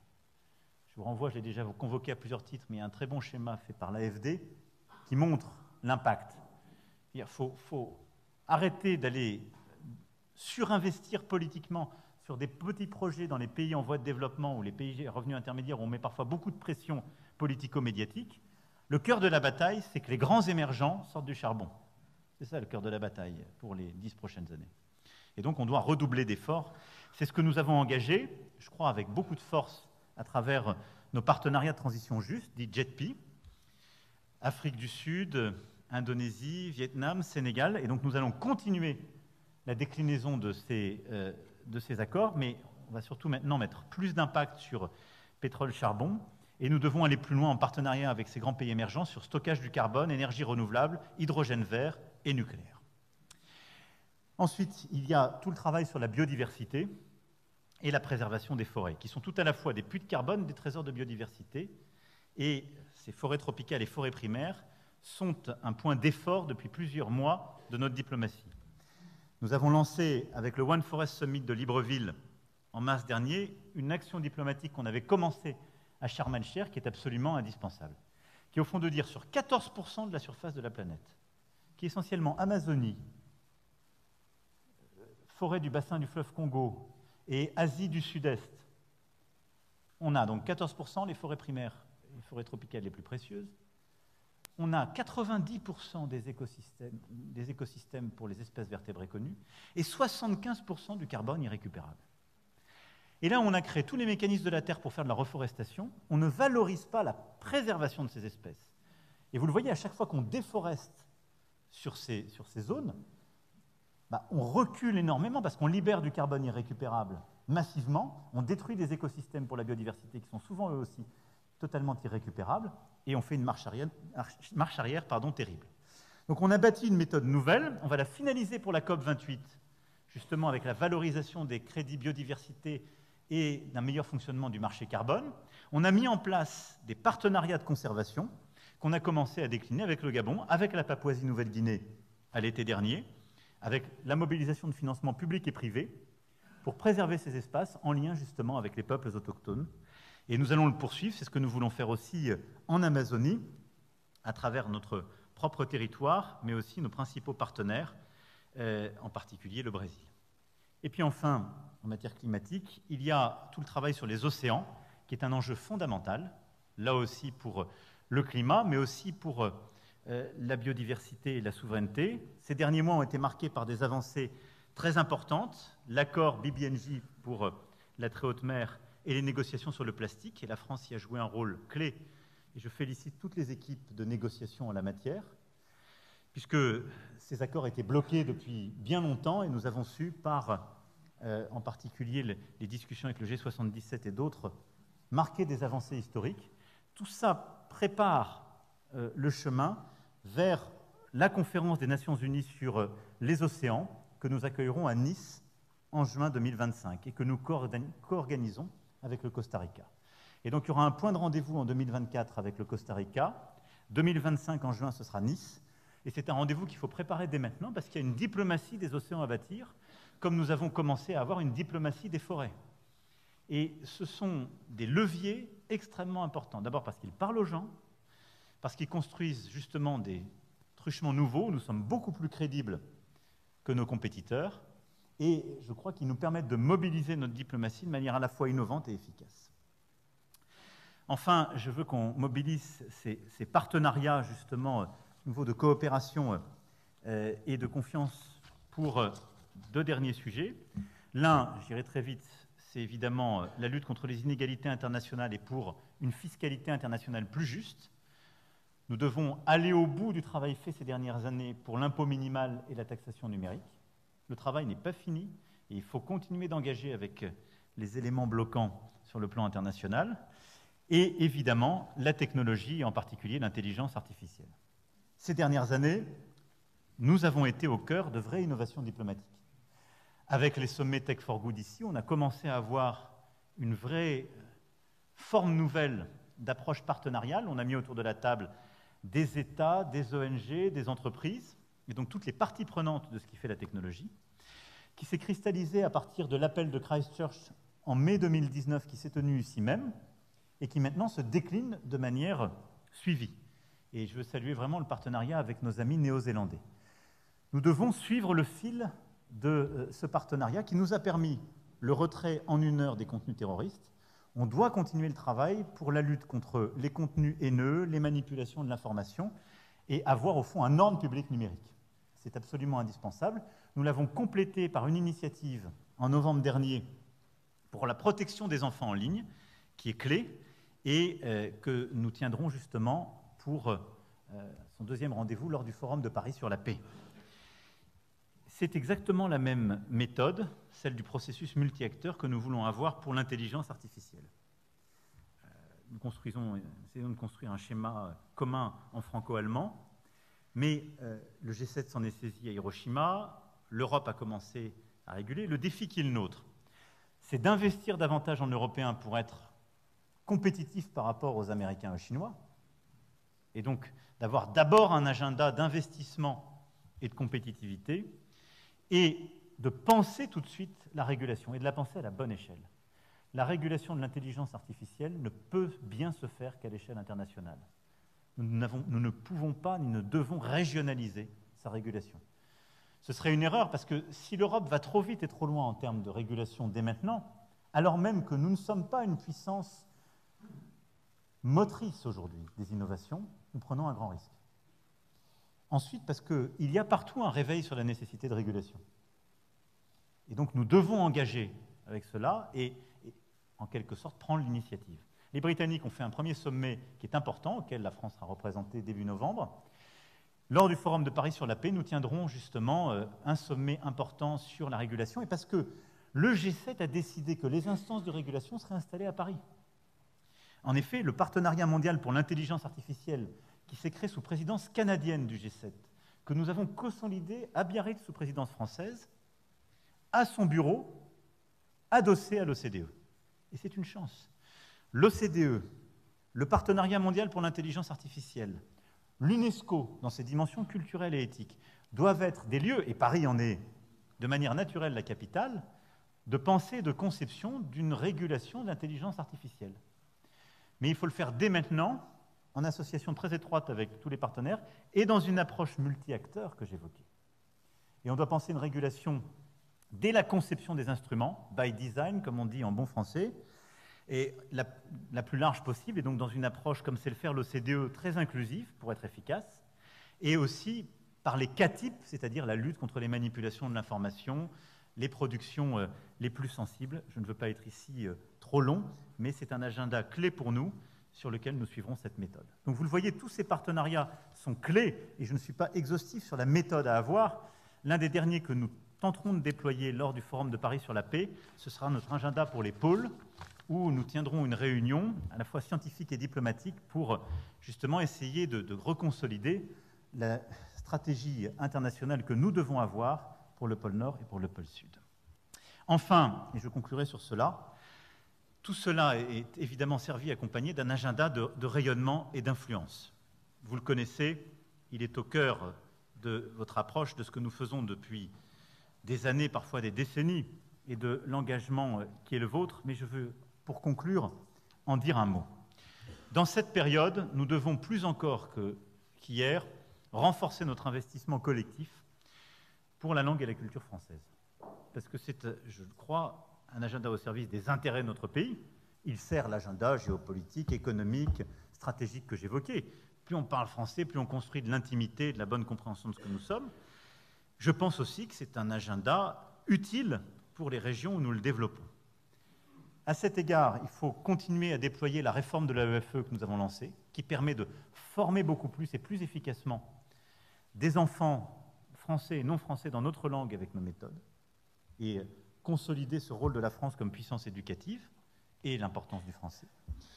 J'ai eu l'occasion en juillet dernier de rassembler toutes les alliances françaises ici, et je veux saluer à nouveau leur travail qui est essentiel à cet égard, de notre Institut français et de toutes ces structures à travers le monde, mais également de nos musées, de nos établissements culturels, par leur stratégie diplomatique, par leur action, par les initiatives qu'ils prennent, que ce soit en France ou à l'étranger. Et donc nous devons redoubler d'efforts et en fait de propositions.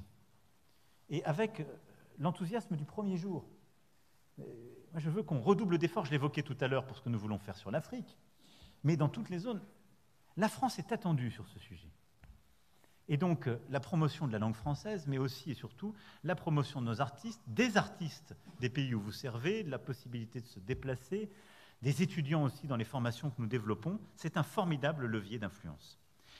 À ce titre, je veux ici signaler un point phare qui sera en octobre 2024, le sommet de la francophonie, qui permettra, pour la première fois depuis longtemps, la France l'accueillera. Et donc l'idée, c'est aussi, comme je le disais tout à l'heure, au maximum de le désinstitutionnaliser, car ces sommets ont par trop vieilli, de montrer à quel point ils sont décentrés. Je rappelle que la francophonie est un format qui a été inventé par des chefs d'État non français et voulu par amour de la France par des chefs d'État non français, et d'essayer de bâtir des chemins nouveaux où la jeunesse sera au cœur du projet que nous portons. Ce sommet se tiendra à la Cité internationale de la langue française à Villers-Cotterêts, que nous inaugurerons le 19 octobre prochain, et qui doit être un lieu aussi d'appui pour vous, de formation, de soutien pédagogique, culturel, d'action. Il y aura des résidences d'artistes, mais aussi d'académiques, et qui doit être vraiment un lieu important de travail. À côté de ce travail sur la langue et la culture, il y a, je ne peux évidemment manquer d'insister sur ce point, le travail sur notre influence. Nous l'avons évoqué au Quai d'Orsay en mars dernier, la ministre y est plusieurs fois revenue, c'est au cœur de la feuille de route de la loi de programmation militaire, c'est un sujet délicat parce que c'est un continuum. L'influence, c'est une notion, je dirais, qui vit dans la société et qui a sa place dans le registre commun. c'est être bien vu, au maximum aimé, être compris, si possible suivi. Bon. C'est devenu maintenant une fonction diplomatique parce qu'il y a de la contre-influence. Et donc c'est rentré dans le cœur des missions, et je veux saluer vraiment ce que le Quai d'Orsay a commencé de faire, à la fois au niveau de l'administration centrale et de la sensibilisation des postes. Il faut continuer ce travail par la transformation de l'outil numérique, de l'approche, la recherche d'alliés, de partenaires. Et il y a un continuum dans le militaire, on le voit bien, et on l'a vu dans les théâtres d'opération les plus importants, parce qu'il est difficile de mener une opération militaire dans la durée lorsqu'il y a de la contre-influence qui est menée sur notre sol, dans nos propres réseaux d'information et dans les pays où nous opérons. Et puis ça vient toucher évidemment le sujet de l'information, parce que l'influence menée par telle ou telle puissance, selon les règles qu'elle utilise et sa transparence, vient parfois falsifier l'information libre, neutre, et change complètement la forge des opinions publiques. Et je le dis parce que le sujet de l'influence est clé pour l'efficacité de notre action diplomatique, mais pour le fonctionnement même des démocraties à l'étranger et chez nous. Et c'est pour ça que c'est une fonction très sensible, et j'aurai l'occasion d'y revenir de manière plus structurée dans les mois qui viennent, parce que ça suppose, et nous l'avons fait d'ailleurs pour ce qui est de la France, des contrôles démocratiques et juridictionnels structurés et clairs, une action qui est lisible par tous, mais aussi une plus grande efficacité et une sortie de la naïveté. Et si je parle de l'action internationale, je veux juste dire ici quelques mots. Nous devons continuer d'être beaucoup plus efficaces. Il y a aujourd'hui des grandes puissances impériales qui sont plus efficaces que nous et qui structurent une fonction d'influence par tous les canaux, réseaux sociaux, les canaux sous-jacents administratifs et autres, qu'il nous faut analyser de près et contrer. Et donc nous avons un effort d'organisation, mais aussi de doctrine, d'instruments et d'investissement massif dans tous les domaines de l'influence à faire, et à faire vite, parce que nous en subissons les conséquences. Quand j'entends parler de sentiments anti-français dans beaucoup de pays d'Afrique, c'est le fruit d'une stratégie de contre-influence et de désinformation. Elle est très bien faite. Elle utilise parfois ce qui était fait par ceux qui étaient nos amis. Ils savaient remplir des stades de football à peu de frais et faire applaudir des présidents français. Et ils le font maintenant avec d'autres idées. Mais donc ils sont organisés.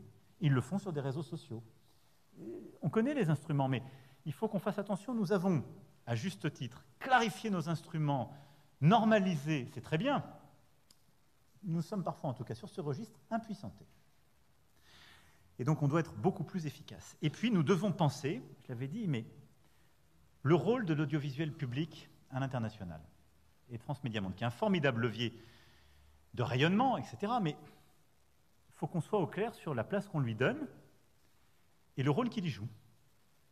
Parce que quand il a face à lui, quand il est le seul levier d'une presse considérée comme libre, il a une fonction tout à fait importante. Et donc, on le voit bien, il a affaire face à lui à de la propagande. Et quand cette propagande elle est reprise telle qu'elle, c'est un sujet, parce qu'elle vient parfois menacer la France directement, on vient de le vivre encore au Niger. Et en tout cas, le cadre de son intervention doit être pensé, parce qu'en même temps, cet organisme, élu par beaucoup d'États comme un organisme d'État, ce qu'il n'est plus, je vous rassure, enfin il est lu comme tel, et il est utilisé par les puissances qui nous contestent comme le fruit d'un impérialisme français sur le champ informationnel. Et donc là, on a construit une équation qui est plutôt perdante, si j'étais honnête avec vous. C'est-à-dire qu'on a un instrument qui est bâti avec des rédactions indépendantes, ce qui est évidemment le cadre de ce dans quoi nous croyons pour avoir une presse libre, mais qui du coup s'interdit totalement de faire quelque travail d'influence, et qui est dans des pays qui le voient comme un instrument d'État qui fait de l'influence, et qui est vu comme la justification et la légitimation par d'autres puissances qui font de la vraie influence à des fins gouvernementales, comme la légitimation de ce qu'ils sont en train de faire. Je le dis avec mes mots, enfin c'est à peu près comme ça, c'est ça ce que je vis moi. Et à mon avis, ce que beaucoup de diplomates qui sont dans ces pays-là vivent. Donc à mon avis, ce n'est pas notre meilleure utilisation de l'instrument commun. Donc là, je demande vraiment à ce qu'on s'attelle avec courage à la chose. Les états généraux de l'information doivent nous permettre de penser cela, mais l'indépendance journalistique à laquelle je tiens très profondément, et que je défendrai en France comme ailleurs avec beaucoup de force, ne doit pas servir d'interdit de réfléchir à un monde nouveau dans des géographies différentes. Ça, pardon. En tout cas, la bonne utilisation de l'argent public Et la responsabilité qui sont les miennes m'impose d'ouvrir ce travail de réflexion qui est absolument indispensable et qui doit être au cœur des chantiers de la ministre des Affaires étrangères et de la Culture pour les mois à venir. Enfin, ce rayonnement, et je conclurai, je vous rassure, sur ces 2 points, passera dans les mois prochains par le sport et l'histoire et la mémoire. Le sport, c'est une évidence, mais ça va mieux en le répétant. Le 8 septembre prochain, la Coupe du monde du rugby sera accueillie en France. C'est un événement diplomatique, un événement de rayonnement, mais nous aurons beaucoup de dirigeants, en particulier de l'hémisphère sud, qui seront à Paris. Et donc, évidemment, c'est à préparer, à valoriser, à consolider, dans le cadre aussi de nos partenariats sportifs à travers toutes les régions que j'évoquais. Et puis, les Jeux olympiques s'ouvriront le 26 juillet prochain, et dans 1 an, jour pour jour, les Jeux paralympiques ouvriront à Paris. Et ces Jeux olympiques et paralympiques sont un formidable rendez-vous diplomatique de rayonnement et d'influence. D'abord, de la capacité de la France à accueillir, de sa gastronomie et de son offre. Le représentant personnel y travaille, et d'ailleurs du rugby jusqu'à ces rendez-vous pour que l'art de vivre à la française, notre gastronomie, notre capacité à accueillir, justement, soit valorisée et pleinement vue. Mais l'héritage de Paris, en termes d'inclusivité, en termes justement de sport d'école, de sport et de santé, sera au cœur de ces rendez-vous, avec en plus le sommet développement durable olympique que j'ai annoncé, qui se tiendra juste avant ces événements. Enfin, notre rayonnement passera également par notre histoire et notre mémoire, puisque les mois qui viennent seront scandés par les 80 ans de la libération et des débarquements en France. Ça commencera en Corse dans quelques semaines, et ça se poursuivra à partir du printemps et de l'été 2024, mais avec beaucoup de rendez-vous intercalaires que nous aurons à organiser en Normandie et en Provence, qui sont les 2 épicentres, mais avec à peu près tous les territoires français qui seront concernés par ces rendez-vous de mémoire et d'histoire, au moment même où les dernières générations de survivants sont en train de nous quitter, et où il y a pour nous-mêmes un très gros travail d'histoire et de mémoire que nous sommes en train de faire avec beaucoup d'historiens, une implication du ministère des Armées sur ce sujet et de l'Éducation nationale, mais avec également un travail à l'international, puisque beaucoup de nos puissances alliées, mais aussi du continent africain, du continent pacifique, se sont impliqués à nos côtés dans la libération du territoire français et ses débarquements, et donc nous aurons à préparer ces rendez-vous diplomatiques avec beaucoup de soin. C'est la mission que j'ai confiée à l'ambassadeur Étienne,